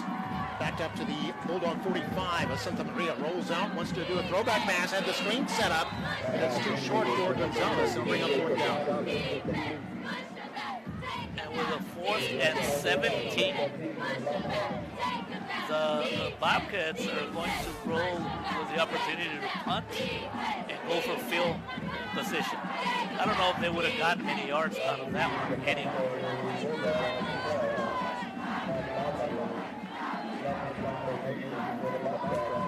Coach Rene Guzman, second-year head coach of the Bobcats. Avila in there to punt, and now they're kind of shifting the formation a bit. Serna moves to the back, and now we've got a flag down. It's maybe an illegal shift of some sort. Dead ball. False start on the offense. 5-yard penalty. Repeat, fourth down. And the Bobcats continue to go backwards. So might have been not really trying to draw the Bulldogs offside. That wouldn't have helped them, but might have been some sort of fake. But now they're going to punt for real. There's Davila, second punt of the game. It's going to be high, aiming toward the right side. Bulldogs won't be able to return this. And it'll be killed at the 20.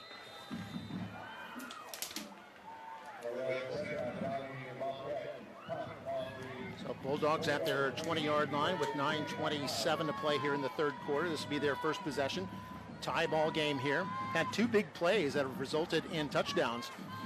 By the way, here's the new district lineup you're asking for, Mario. The UIL reconfigures every 2 years, and now it's gone from a 10-team district to an 8-team district for the 3 McAllen schools. Still in 5A, but they've got new opponents in La Jolla, Juarez Lincoln, La Jolla, Palmview. Notice Palmview is 1-0. They won last night over PSJA Southwest. The other teams include Rio Grande City, and then PSJA North and Edinburg Vela. Vela, probably the strongest team in the Valley last year, going all the way into the third round of the playoffs, and they were still unbeaten at that point. They ended up 12-1, and probably the strongest team in the district here at the start. Today they're already winning big, but you're looking at Vela, McAllen Memorial, PSJ North. Those 3 teams are highly regarded. And then Mackay and Rowe were in the playoffs last year, so it's going to be a real interesting, tough district. Yeah, 5 of the 8 teams were in the playoffs last year. Only 4 can make it. Here's Alanis, picks up a downfield block, first down and more, up near the 40-yard line. Make that Karam with the catch, and Alanis providing the downfield block. Brian Alanis, give him credit. Thanks to his blocking, I think Karam was able to get the first down, but good play by Rocha. Made the right decision. He looked like he was going to run, but spotted the receiver open, took advantage of it. Yeah, first catch for Karam, the junior. And now Rocha wants to throw again, has protection. Now going to run, there's a flag down. This could be a hold as Rocha is held to a short gain. Anytime you have 2 flags marked, there's 2 officials that are very sure, they're already signaling that you're going to have a holding. Hold on the offense, 10-yard penalty. Repeat, first down. You can probably see it at the top of the screen. I think our director, Raul Ramos, was also throwing a flag on that play. 6 penalties on the Bulldogs so far tonight. 8.5 to play in the third. And Rocha on first and 20. Forced to throw. This is caught for a short gain up to about the 37. Got most of the penalty yardage back. It'll still be second and long. You'll take it, you know. You can't get it right away. It was a first and 20. Brian Alanis with the catch. Rocha did a good job of scrambling. Because of him scrambling, they were able to get that 8 yards. So second and 14, or second and 13 now. Rocha might be changing the play here. It's going to be a 4-man rush. They're going to hand this off, a little draw play. And picks up a little bit of yardage up to the 41, bring up third and about 9. It was a carry by Aaron Cantu. And that's what a penalty does to you, especially a 10-yarder mark. You gave away 2 plays. Now it's 3rd and 9. Bulldogs are 2 for 4 on 3rd down tonight. They're down to 9 here. They've got a spread formation. Cantu will go in motion. They'll put trips to the left side. And Cantu will roll out to his right. And this may be caught. No, they're going to say out of bounds. It'll be incomplete. It'll be 4th down. Well defended and a good job by Rocha, putting it only where his receiver could have caught that ball. At least they didn't have a turnover. That's important. So the replay, Alanis nearly bringing that in. Would have been close to first down yardage. Back to receive is Raul Ramirez. And here's the punt. Took a high arc, and the Bobcats won't be able to return it. They'll be killed at the Bobcat 25. Both teams have done really well on the special teams tonight, pinning their opponents down. Bobcats at the 25-yard line, 6:54 to play here in the third, tied at 7. Both scores coming in the second quarter. Alvarez for the Bulldogs, and Martinez catching a pass from Santa Maria for the Bobcats. First down for the Bobcats at their own 25. Santa Maria is going to hand this off, rolling right at Serna, up to the 30, about the 32-yard line, before he's brought down by several Bulldogs. He actually didn't get touched until 5 yards about downfield. Anytime that happens, you know, Mark, you're going to have positive yards as Andres Barrera came up from his safety position. Roberto Balderas also in there. Pickup of 8.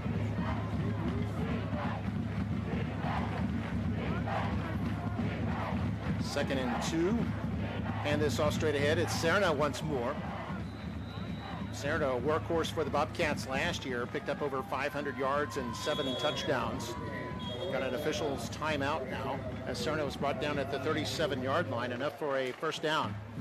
But we do have a timeout on the field, so we'll take a timeout right here with the score. Bulldogs 7, Bobcats 7, 6:15 in the third. We'll be right back.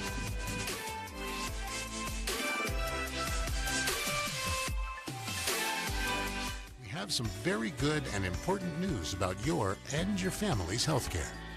Now more than ever, South Texas Health System clinics are here for you in all the ways that matter more. Because now there are more locations in the Valley to serve you, and more doctors, more specialists, more services, and more ways to experience how at South Texas Health System clinics, now more than ever, we're all here for you.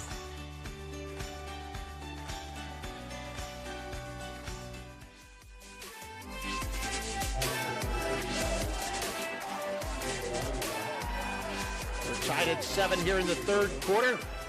Mark May with Mario Reyna and the rest of our MITV broadcast crew, an award-winning crew, by the way. Oh, yeah. I want to congratulate them on winning a state award last year for the best live sports event in the Texas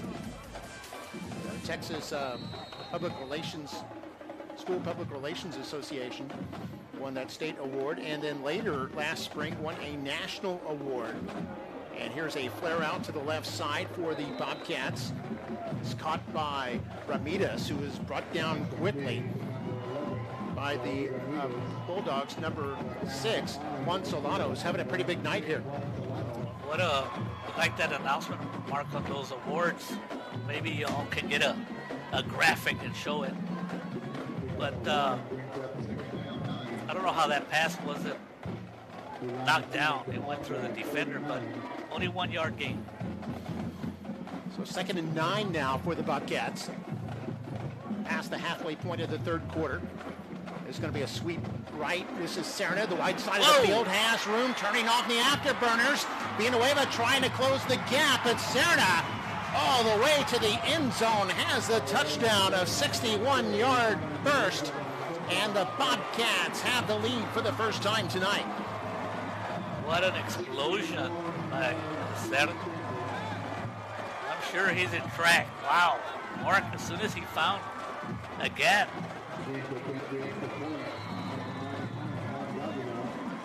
he took off like a track star.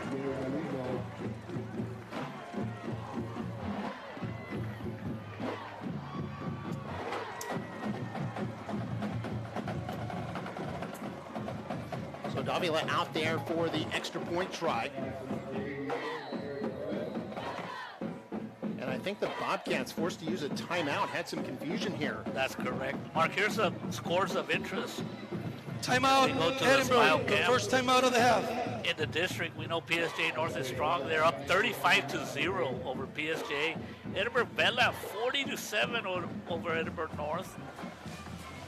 Pioneer and Rowe are playing a tight game, 10-7. Memorial's up 31-21 against Hannah in the fourth quarter. They were up 31-0, I think.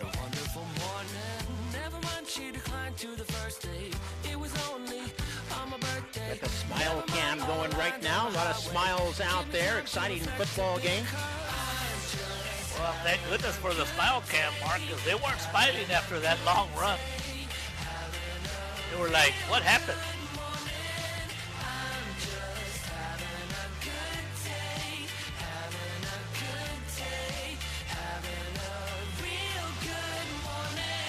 Mackay drumline.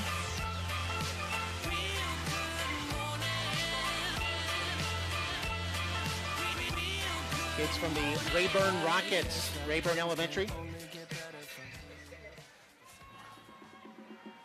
Okay, Derek Galindo is the holder and Davila the kicker, and kick is up and good. And the Bobcats take a 14-7 lead here with 5:19 left in the third quarter. A 61-yard run by Serna for his first touchdown of the year. We mentioned he had 5 last year, and the Bobcats lead at 14-7. Here's another look at that long-distance TD. Right there, Mark. He was already in the sprinter mode.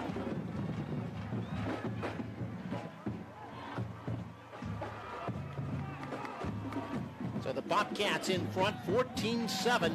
You're watching McAllen ISD football night. Bulldogs get the ball when we come back.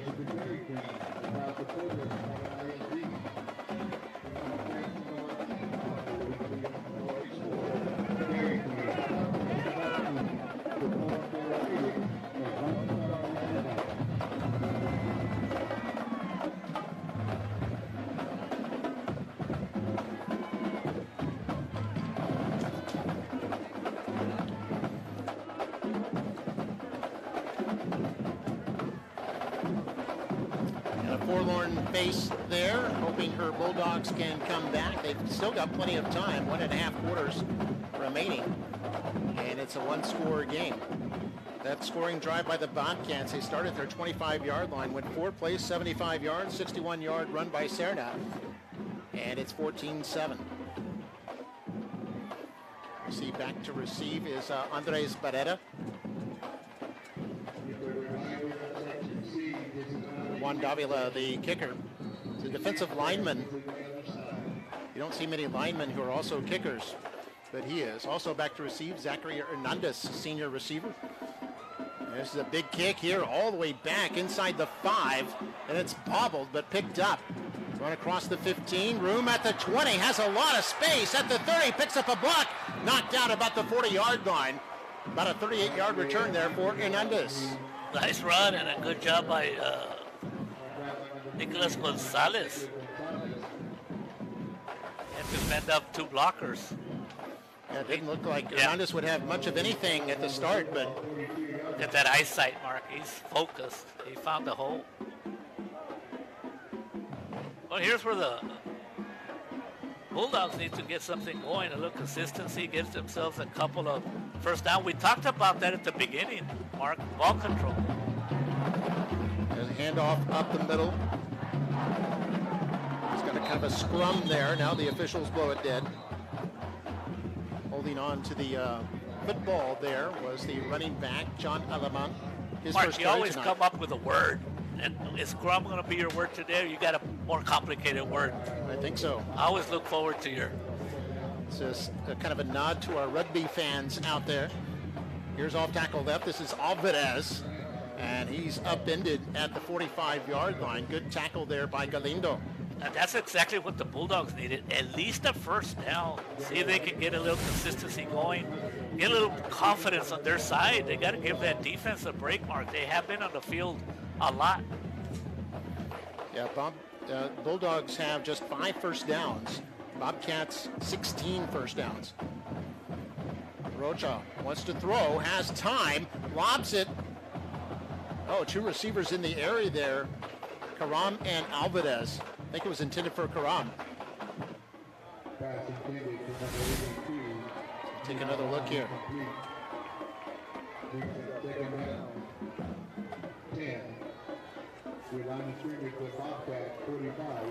So second down and 10 for the Bulldogs. Just over 4 minutes to play in the third.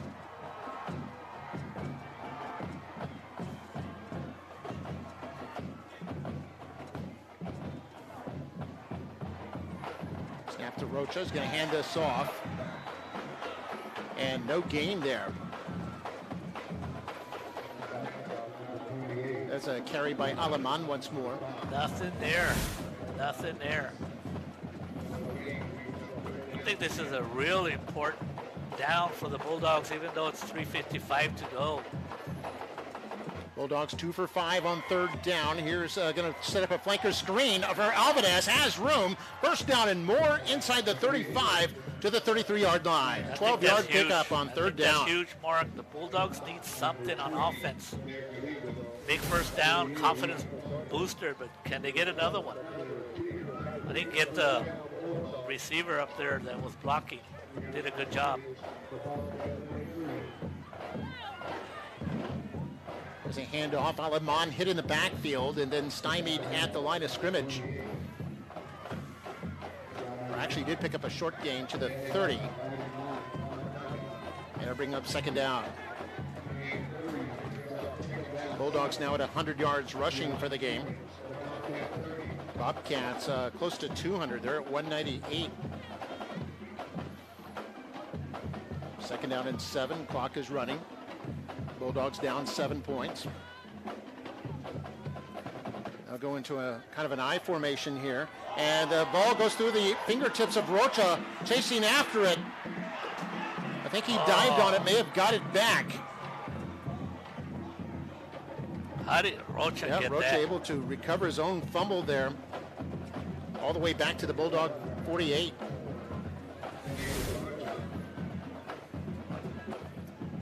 It's a loss of 22 yards. You know, give Rocha credit, Mark. quarterback, he pushed the defender who had his eye on the fumble. Smart play by Rocha. Not good for the Bulldogs. Makes it a 3rd and 29. Yeah, it could have been a scoop and score for the Bobcats if they'd been able to pick that up. They could have run it all the way back. Yeah, 3rd and a massive 29 here for Rocha. Now being pressured, he's going to be sacked in the backfield. Huge defensive play there for the Bobcats. And getting that sack was a defensive lineman, Jordan Ayala. Jordan Ayala staying with it. And that's where young quarterback Rocha will learn, knowing that he has to have a little time clock. Can't hang on to the ball for a certain amount of time and expect your offense to block. And there's going to be a timeout. Some coaches up here spotted. Timeout, Edinburg. First timeout of the half. So give credit to the head coach or the coaches up here for the Bobcats. All right, Bobcats call timeout. Too many men out there. 14-7. Bobcats in front. We'll be right back with more football night in McAllen.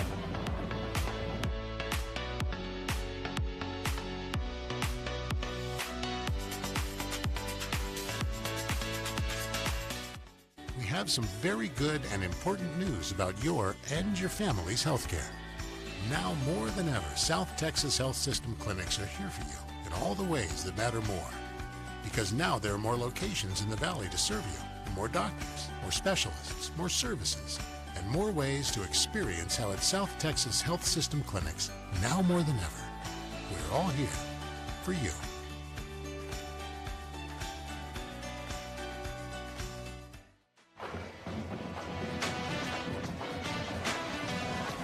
Welcome back. Beautiful shot of the McAllen skyline. Bobcats on top by a touchdown here, late 3rd quarter. Bulldogs in punt formation. Just Alvarez. It's up high. Doesn't look like it'll be returnable. Makes a Bulldog bounce inside the 20. Alvarez done a terrific job with the punting here tonight. Pins the Bobcats down at their 18-yard line. Minute 23 left in the 3rd quarter.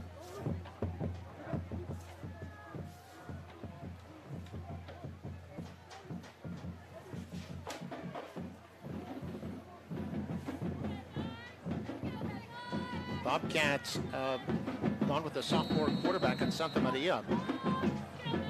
He's been pretty good tonight. He's 7 for 9, 76 yards, has a touchdown pass. That was to Rivers Martinez in the first half. Santa Maria rolls out to his right side, wants to keep it. Bulldogs on top of it, 3 Bulldogs there. And we saw Heriberto Valderas was there, along with Diego De La Rosa. Aiden Sanchez also in there. No gain. The Bulldogs need a stop, especially after they gave up a score. Last minute of the 3rd quarter.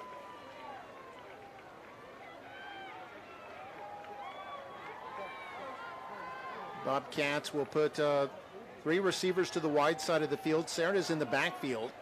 Man goes in motion now. Santa Maria wants to throw, has time over the middle, caught near the 30, across the 30 to the 31, a first down for the Bobcats, and a good catch by Ramirez. And Santa Maria continues to have a good game. Hurry up offense, trying to get that defense not settled. Here they run this to the right side for a modest gain. That's Serna. Serna had a touchdown on his last possession. You know, Santa Maria, when he needs to play for the Bobcats, he's been able to get it done either through his legs or through his arm. Is that 8 for 10 for him? Yes, you're correct. 8 for 10, 89 yards.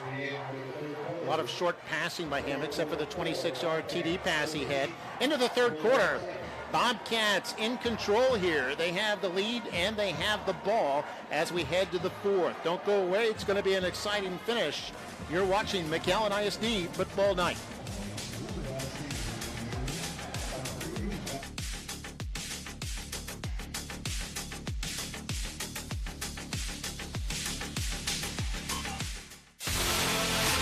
Fergus Ford is proud to sponsor tonight's game and honor student athletes pursuing excellence on and off the field. Enjoy the drive.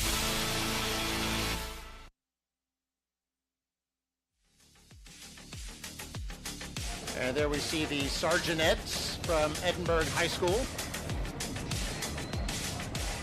Long and proud tradition, as do their counterparts, the Mackay Steppers for Mackay, who celebrated their 50-year anniversary last year. That was a pretty cool event.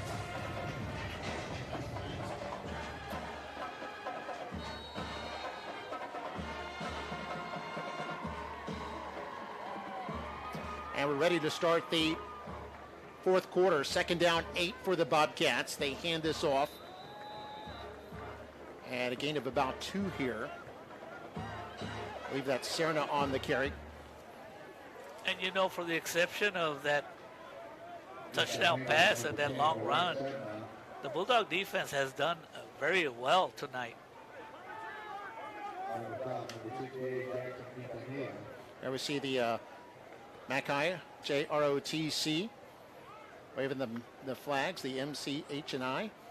Santa Maria's going to hand this off. This is Serna again. He's got that speed into the secondary and across midfield. Another Bobcat first down to the Bulldog 48. And a good call by the Bobcats. They have the tendency to get a big play, and right away they line up to run another play.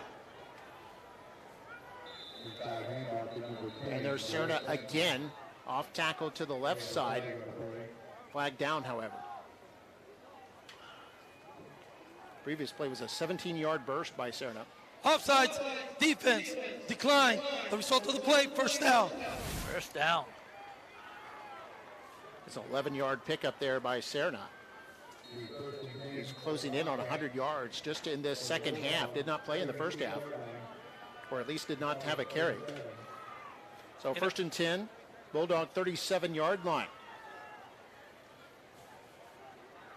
Bobcats trying to go up by 2 scores. Can the Bulldog defense hold them? Run straight up the middle.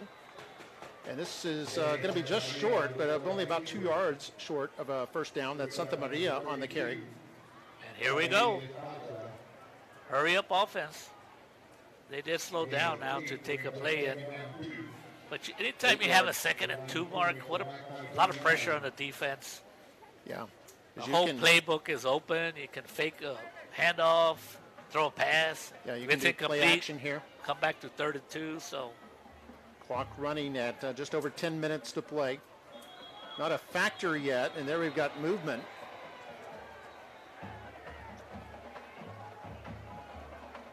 And we'll see what this is about. Dead ball, false start on the center. 5-yard penalty. Repeat, second down. And the center just gave back 5 yards. We see the JROTC. Getting a little exercise, huh? Look, even the girls doing the push-ups there. There you go. They're strong. And here we go on 2nd down and 7 now after the penalty. You know, this is a big possession. Sorry, Mark. This is a big possession for both teams because of the struggle of the Bulldog offense. If the Bobcats put on some points, they might have this game in the bag. So it's really important that Bulldog defense get themselves a stop.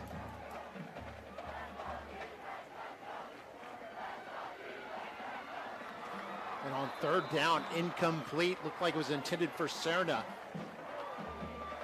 Bulldogs had it covered. I think the Bobcats third will go for it. incompletion of the night for Santa Maria. It's 4th and 6, so I'm pretty certain they'll go for it. You're not going to try a 50-yard field goal. And then Sanchez nearly tipping that or even maybe picking it off. Yeah, they're going to go ahead and punt it unless they have a fake. But I remember maybe 6-7 years ago, the Bobcats, they had this kicker named Martinez. Man, he was good.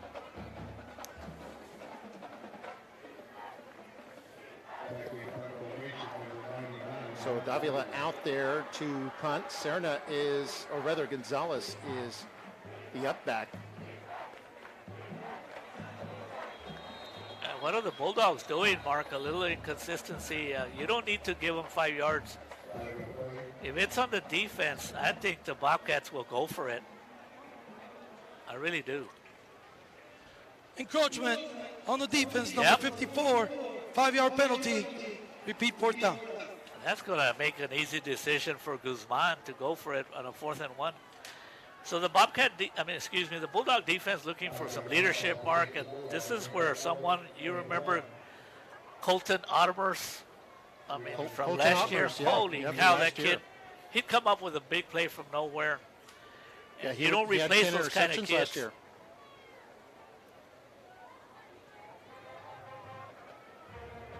Four returning starters on this defense. 4th and 1 now, and the Bobcats will now go for it.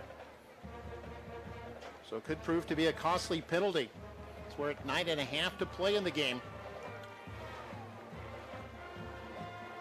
4th and 1.5 as Santa Maria wants to keep it himself, breaks a tackle, slices through and has the first down.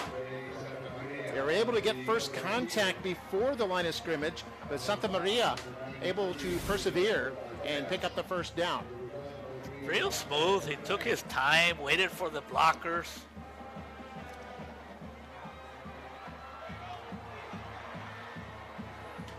Oh, and a big run there by Serna all the way down to about the 5-yard line. After that 60-yard run. But their flag is down. Yeah, there's a flag. Big run there by Serna. Hold on the defense, on the offense, correction, number 71, White. 10-yard penalty, repeat, 1st down. And that's a real costly penalty, especially if they don't score, because the Bobcats, with all the momentum on their side, now they get the ball back at the 30-yard line. If they can score a touchdown, and like I said, because of the struggles of the Bulldog offense, this game could be over.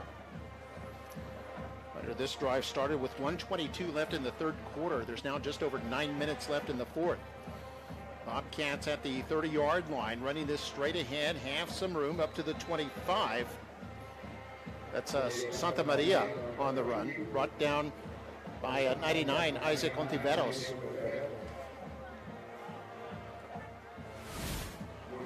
Nothing fancy. Let's see if we can get some yardage back. 2nd and 13.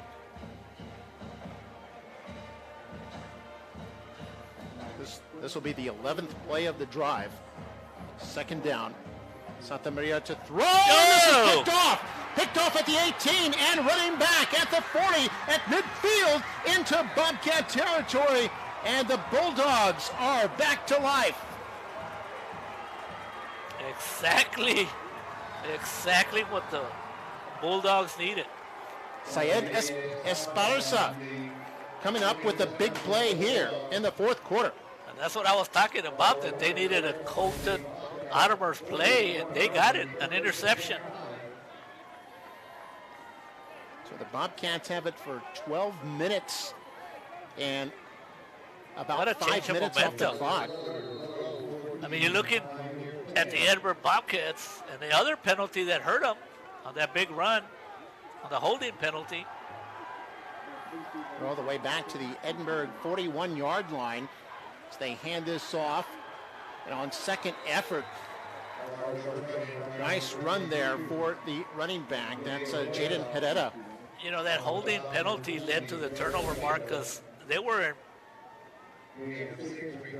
about the 5-yard line, and then they brought it back to the 30, and they were forced to throw, and that's what caused the turnover. Gain of 6. 2nd and 4. Throw and incomplete. Looks like it was intended for Keith. And it's going to bring up 3rd down and 4. Like a good job by number 21 for the Bobcats. Nicholas Gonzalez. Good timing. Just waited right on time. No penalty. Hurry up offense. They'll give this to Herrera in the backfield. Bounces it outside. 1st down and more. Inside the 25 to about the 23-yard line. Terrific run there by Herrera. the Bulldogs are now on a roll thanks to the Bulldog defense. Gain of 12 on the play as the Bulldogs convert on third down. Now they're knocking on the door as Rocha back to throw. Looks like a blitz, throwing for the end zone, and it's caught. No. Will the feet in? No. We're going to say no. Did not have the feet inside. It was Alanis who came down with it. Fantastic catch. Almost there. Hey, I want to see the replay on this one. You see, he makes the catch, but needed 1 foot in. It looked By the like way, he was out. We do have a new quarterback in there, in Joaquin Valdez. Number 10, he's a sophomore. Well, Valdez with Hedetta in the backfield. He's going to make it to Hedetta. A short pass. This is caught. Has some room at the 15. Picks up a block inside the 10. This will be first and goal. That's Max Alvarez making the catch. Alvarez having a good night. What a nice call right there.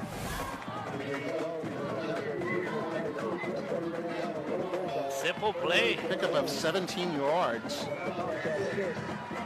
quickly!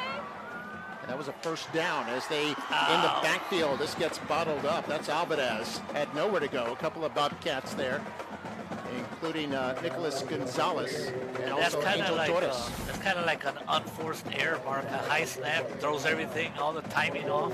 Yeah, it did a wildcat there. It was a high snap to Alvarez. Now they've got the quarterback Valdez back in there at the shotgun. Second down and goal. And in motion was Alanis, going to throw this right side for the end zone. It's caught. Alvarez. It's a touchdown. Touchdown, Bulldogs. What a lead by Joaquin Valdez, Mark. He gave that pass like at the back shoulder. Only the receiver could catch it. So the sophomore coming in there to give the Bulldogs a lift.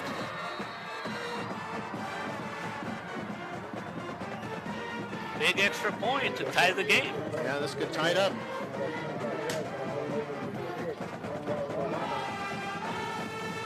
Guess who's kicking the extra point? Yeah, it's the quarterback, Valdez. Uh-oh.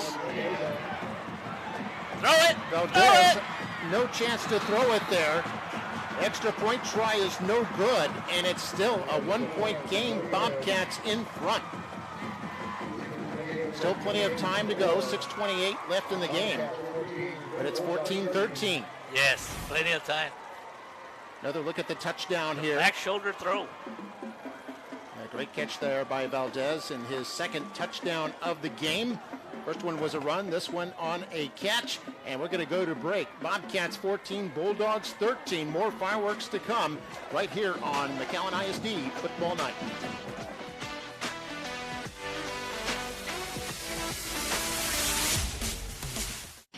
Why choose Lone Star National Bank for your business? Because no other bank does more to support local businesses. In fact, we are the #1 lender in the Valley to small businesses. We put money to work here in our community. That helps our local businesses grow. Creating more jobs. And more opportunities for all of us. Working together. Together. We do what the little banks can't and the big banks won't. Lone Star National Bank, the Valley's bank.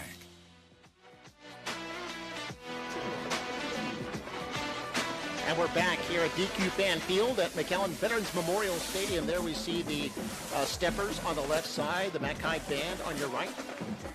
Steppers under the direction of Miss Rachel Castillo-Ruiz. And here's another look at the touchdown caught by Alvarez. And all you need to do is get across that goal line. The goal line is part of the end zone. Alvarez, his second TD tonight.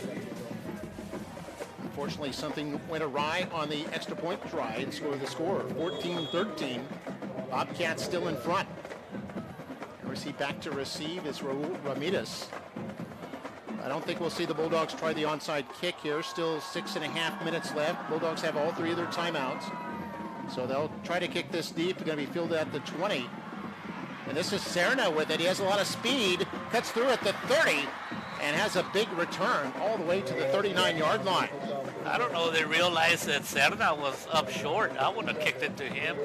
Not from what I've seen here tonight. It's a replay. He's dangerous. Good tackle right there by number 7 for the Bulldogs. Will Hawk, sophomore. And by the way, that Bulldog scoring drive set up by the interception by Esparza went 59 yards, 7 plays. Alvarez with the 8-yard catch from the quarterback, Valdez. And here the Bobcats going to run this over to the left side. Big gain there for Ramirez. Well, Ramirez, I think that's the first time the Bobcats actually run that play. It's going to be good enough for a first down. Picked up at 10. Bobcats, by the way, over 250 yards rushing for tonight. They've been on the field. That offense has been on the field a long time. I wonder if the Bulldog defense is getting tired. The Bobcats do have 1 timeout. The Bulldogs have 3. Bobcats with a 1-point lead. Bulldog defense has come up with 3 turnovers tonight. And they get another one. Here's Serna on the sweep. Hit in the backfield and upended at midfield. It's going to bring up 2nd and 9. The Bobcats content to keep this on the ground so they can run the clock. Number 30 got lucky on that play, Mark. He was holding. Bulldogs have won the last 5 meetings between these two. Last Bobcat win was back in 2011. It's been a long time since the Bobcats celebrated a win over the Bulldogs. But they have a 1-point lead right now with 5.5 minutes to go. There's a blitz by the Bulldogs. He's going to be sweep to the left side. And a short gain there for Jude Vega. Going to bring up 3rd down. That young Bulldog defense, Mark, they're rebuilding. They've been on the defense a long time, but those turnovers they've caused were part of the keys to the games that we talked about. Who was going to make the most mistakes or turnovers? That gentleman on the left with a headset, Steven Guerrero, was a heck of a quarterback over there at Edinburg several years ago. Here on 3rd down, they'll go to Serna, trying to get to the left side, is able on 2nd effort, appears to have the first down. Looks like I had nowhere to go at first, and then kind of slices through like a knife through butter and picks up the first. Good hustle. I think there, Coach Guzman decided that we have 2 plays to get 6 yards.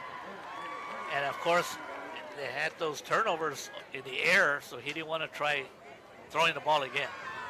So first down for the Bobcats at the McAllen 39-yard line. Clock is running with just over 4 minutes left. Coach Shelby should probably be using those timeouts pretty soon. Bulldogs do have the wind at their back if they get the ball back here. Run up the middle. This is Serna up to about the 34-yard line, a gain of 5. Clock will continue to run. It'll be under 4 minutes. And there's a first timeout by Coach Shelby. He's got 2 more remaining with 3:56. 3:56 left here in the game as McAllen takes a timeout. Timeout for our fan cam. McAllen, the first timeout of the half. Our referee, Mr. Eddie Duran. And now our fan cam.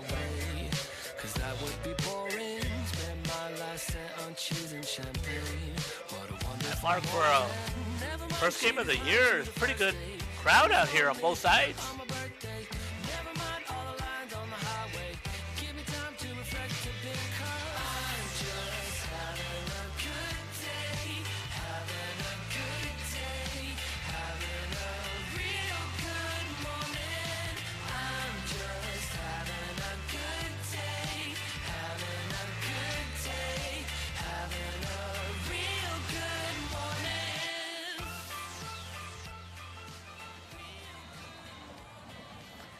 Back to action here. 2nd down and 5. Crucial set of downs here for both teams. Handoff, Serna has some room, trying to bounce it outside.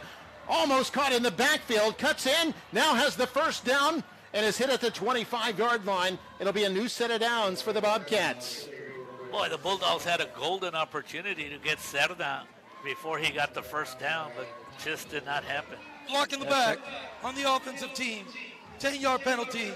Repeat, second down. But a penalty is going to help the Bulldogs. Block in the back. I'll move it all the way back to the 39, 5-yard penalty.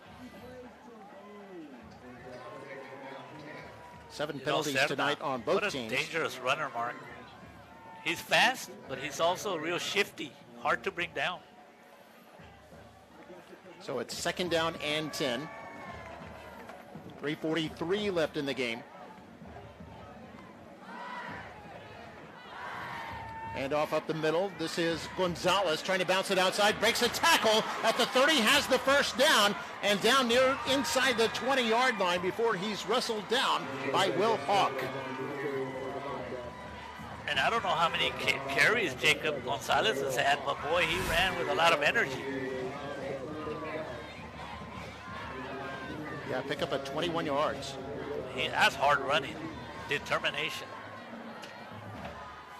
21 first downs in this game for the Bobcats. We talked about that in our keys to the game. Who's going to have control, ball control. Yep, 21 first downs and 298 yards rushing. That's another 89 through the air, so close to 400 yards of total offense tonight for the Bobcats. And still going here with 3 minutes to go. Bulldogs down to 2 timeouts. Here's Serna. Down to about the 16-yard line, a gain of 2. The Bulldogs use their next second timeout. Yep, Bulldogs will have 1 timeout left. 2:52 timeout to go in the game. McAllen, their second timeout of the half.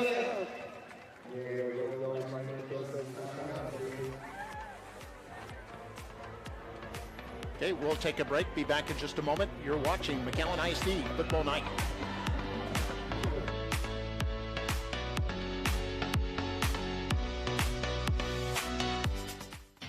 Why choose Lone Star National Bank for your business? Because no other bank does more to support local businesses. In fact, we are the #1 lender in the Valley to small businesses. We put money to work here in our community. That helps our local businesses grow. Creating more jobs. And more opportunities for all of us. Working together. Together. We do what the little banks can't and the big banks won't. Lone Star National Bank, the Valley's bank. And welcome back to DQ Fan Field at McAllen Veterans Memorial Stadium. The stadium opened up in 1976, and ever since then it's been the crown jewel of McAllen ISD athletics. Second down at the 15-yard line. Second down and 7 here for the Bobcats. Bulldogs down to 1 timeout. There's a handoff, run to the right side. This is Gonzalez all the way down near the 5-yard line. He'll have a first and goal. And that might just about do it as the clock running at 2:45 and counting. Well, when the Bobcats needed some first downs to ice the game, they did it. Handoff up the middle. So it's going to be held to a gain of 2. That's Gonzalez again. Bobcats over 300 yards rushing for this game. Now second down and 3. Bulldogs do have 1 timeout left. But they're definitely going to have to try to strip the football here in the next couple of plays to get it back. 14-13 our score.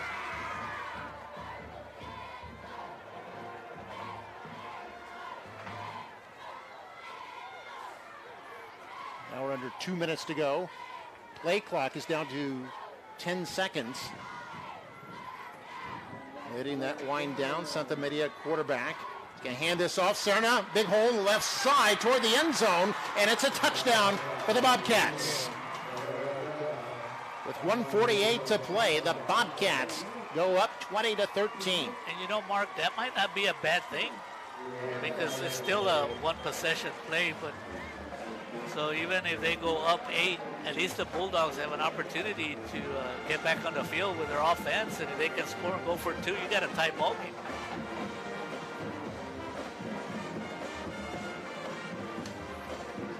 They're lined up for an extra point try. Yeah, you're right, Mario. Still a one-score game, even if they make the extra point. Unsportsmanlike conduct on the offensive team, number 10. It will be assessed on the kickoff. And that's good news, because that penalty is going to be given to them on the kickoff, so the Bulldogs might get good field position to start their possession. So Davila will try the extra point try. It's up and good. And that puts the Bobcats up by 8, so it remains a one-score game, although there is another flag down, I believe. And we'll hold it here for the moment. There's a famous little yellow flag.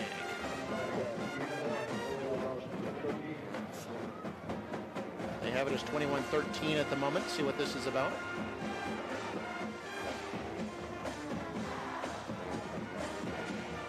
And there's a bug. Oh, a little bug there. The bug was trying to eat the flag. He's going for a touchdown. Dead Mark, ball. why aren't you calling it? Unsportsmanlike conduct on the kicking team. Another 50 yards will be added to the end of the. So that's 30 yards in penalties. The Bulldogs are only down one possession and the two-pointer, so with 1:48. Touchdown, Mark! How come you didn't call it, man? There's the little bug, got into the end zone. I think we need a replay on the touchdown there. Only our guys would spot that bug, Mark. Yep. Our eagle-eyed camera crew.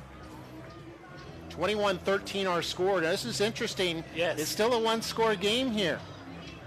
Bobcats elected not to try for 2, which could put them up by 2 scores, and submitted the game. Yeah, that's what I was thinking about, Mark, that I was saying, hey, it's not too bad because you still have an opportunity, because if they would have taken their timeout and run down the clock, you never get a chance to get the ball, but wow.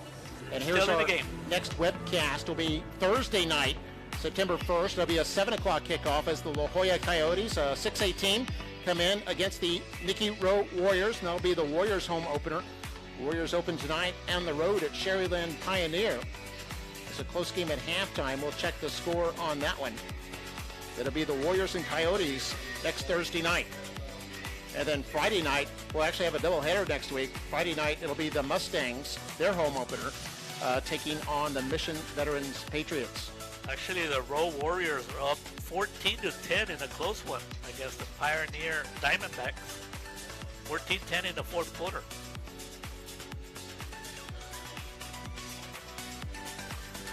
Minute 48 to go. We're going to take another look at the touchdown Which by one? the Bobcats. By the bug or the player? And this is Serna, his second TD tonight, crashing in from 4 yards out. Who would Had you one pick? from 61 yards and this one from 4 yards, so 2 TDs for him tonight.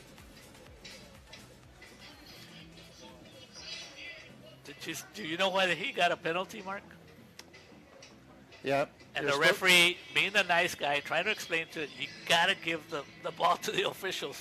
Yep. It's a hard way to get a It's not like the NFL where you get to celebrate for a little while. You got to hand that ball right back to the official. So right now, who would you pick as your offense? Look at that. I've never seen a team kick off from the 10 before. This is new.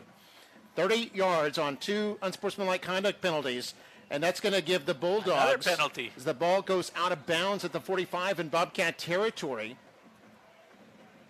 This might move it up another 5 yards. So the Bulldogs have excellent field position. Illegal and trailing procedure by 1 on the score. kicking team. 5-yard penalty. First down, McAllen. So plenty of time with 1:48 to go. One timeout. And then when you get in the ball, at the 35 mark? Yeah, Bulldogs have plenty of time. Minute 48. They have 1 timeout to work with. And I'm sure the Bobcats cannot be happy with the way they handled things after the touchdown, picking up 2 unsportsmanlike penalties, which moved their kickoff back 30 yards from the 40 to the 10. And as a result, the Bulldogs will have excellent field position here. They got and a new chance to life. tie the game. They could tie it and force overtime with a touchdown and a 2-point conversion. Here's a short pass caught. This is Alanis. Not much room. Didn't try to get out of bounds, and he's going to be tackled inbounds after a short gain. And what makes it hard there is that the clock keeps running. Didn't go out of bounds. Didn't gain that many yards. So let's see what happens here. Valdez in there at quarterback. It's a sophomore. Has had some success through a touchdown pass on the last possession. Valdez steps up in the pocket, and this is tipped incomplete. A little bit too high, intended for Keith. well, the incompletion leads to a stoppage of the clock. Slightly overthrown. Another look at it there. And almost picking it off there was Galindo, who dived in at the last moment. So 3rd down and 9, but has to be 2-down territory here for the Bulldogs. Valdez going to throw this. Man is open. Nearly intercepted. Overthrew the intended receiver. Nearly picked off by Nicholas Gonzalez. And a good route by Nick Karam. He was open. Yeah, a little bit too high for Karam. And this will bring up 4th down. So it's come down to this. Minute 7 left in the game. Bulldogs with 1 timeout, but they need a first down here. 4th down and 9.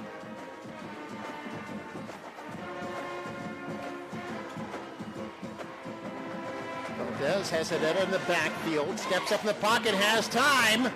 And this is caught in traffic near the 22. It's going to be a first down. Wow. Yes. Alvarez comes up huge. Big name by Alvarez today. Down to the 23-yard line. I thought the clock stopped on the first down mark. It's still running. And first down conversion.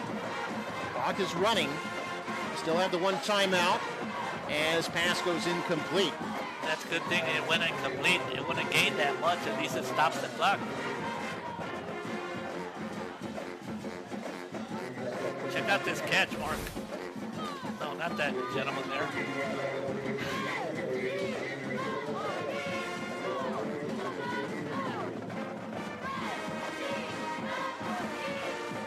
Thank you guys for setting me up on that one. That was the replay catch by Alvarez.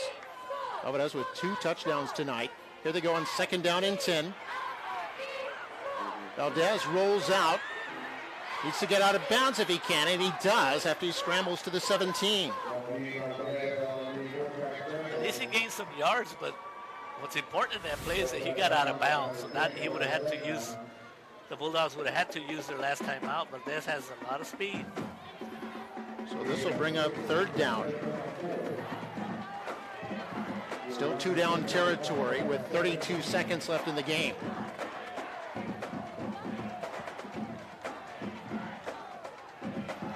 Look for Alvarez. He's had a good game. Valdez out of the gun. Picks up the blitz. And pass caught by Alvarez, but he had to dive for it. He'll be down at the 16. Gain of only 1. They got to call a timeout.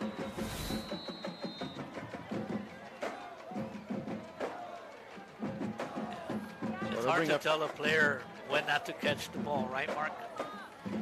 That's true. Timeout, McAllen. Their final timeout for the half. Bulldogs out of timeouts. Down 21-13, a 1-score game, but they would need the 6 and then a 2-point conversion to force overtime. Been an exciting game. Great season opener for both clubs here. I think both teams have an excellent chance to get into the playoffs, Mark. Bobcats advancing to the bi-district round last year as a 6A team. Bulldogs went to the bi-district round in 5A. I love this stuff. What do you call this, Mark? This 3 camera? That's thanks to our director, Raul Ramos. Got the wide shot and then the they sometimes call the double huddle. That's how you won the state thing. What do you call it? Yeah, the state award. Yeah, from Tispra and Innsbruck.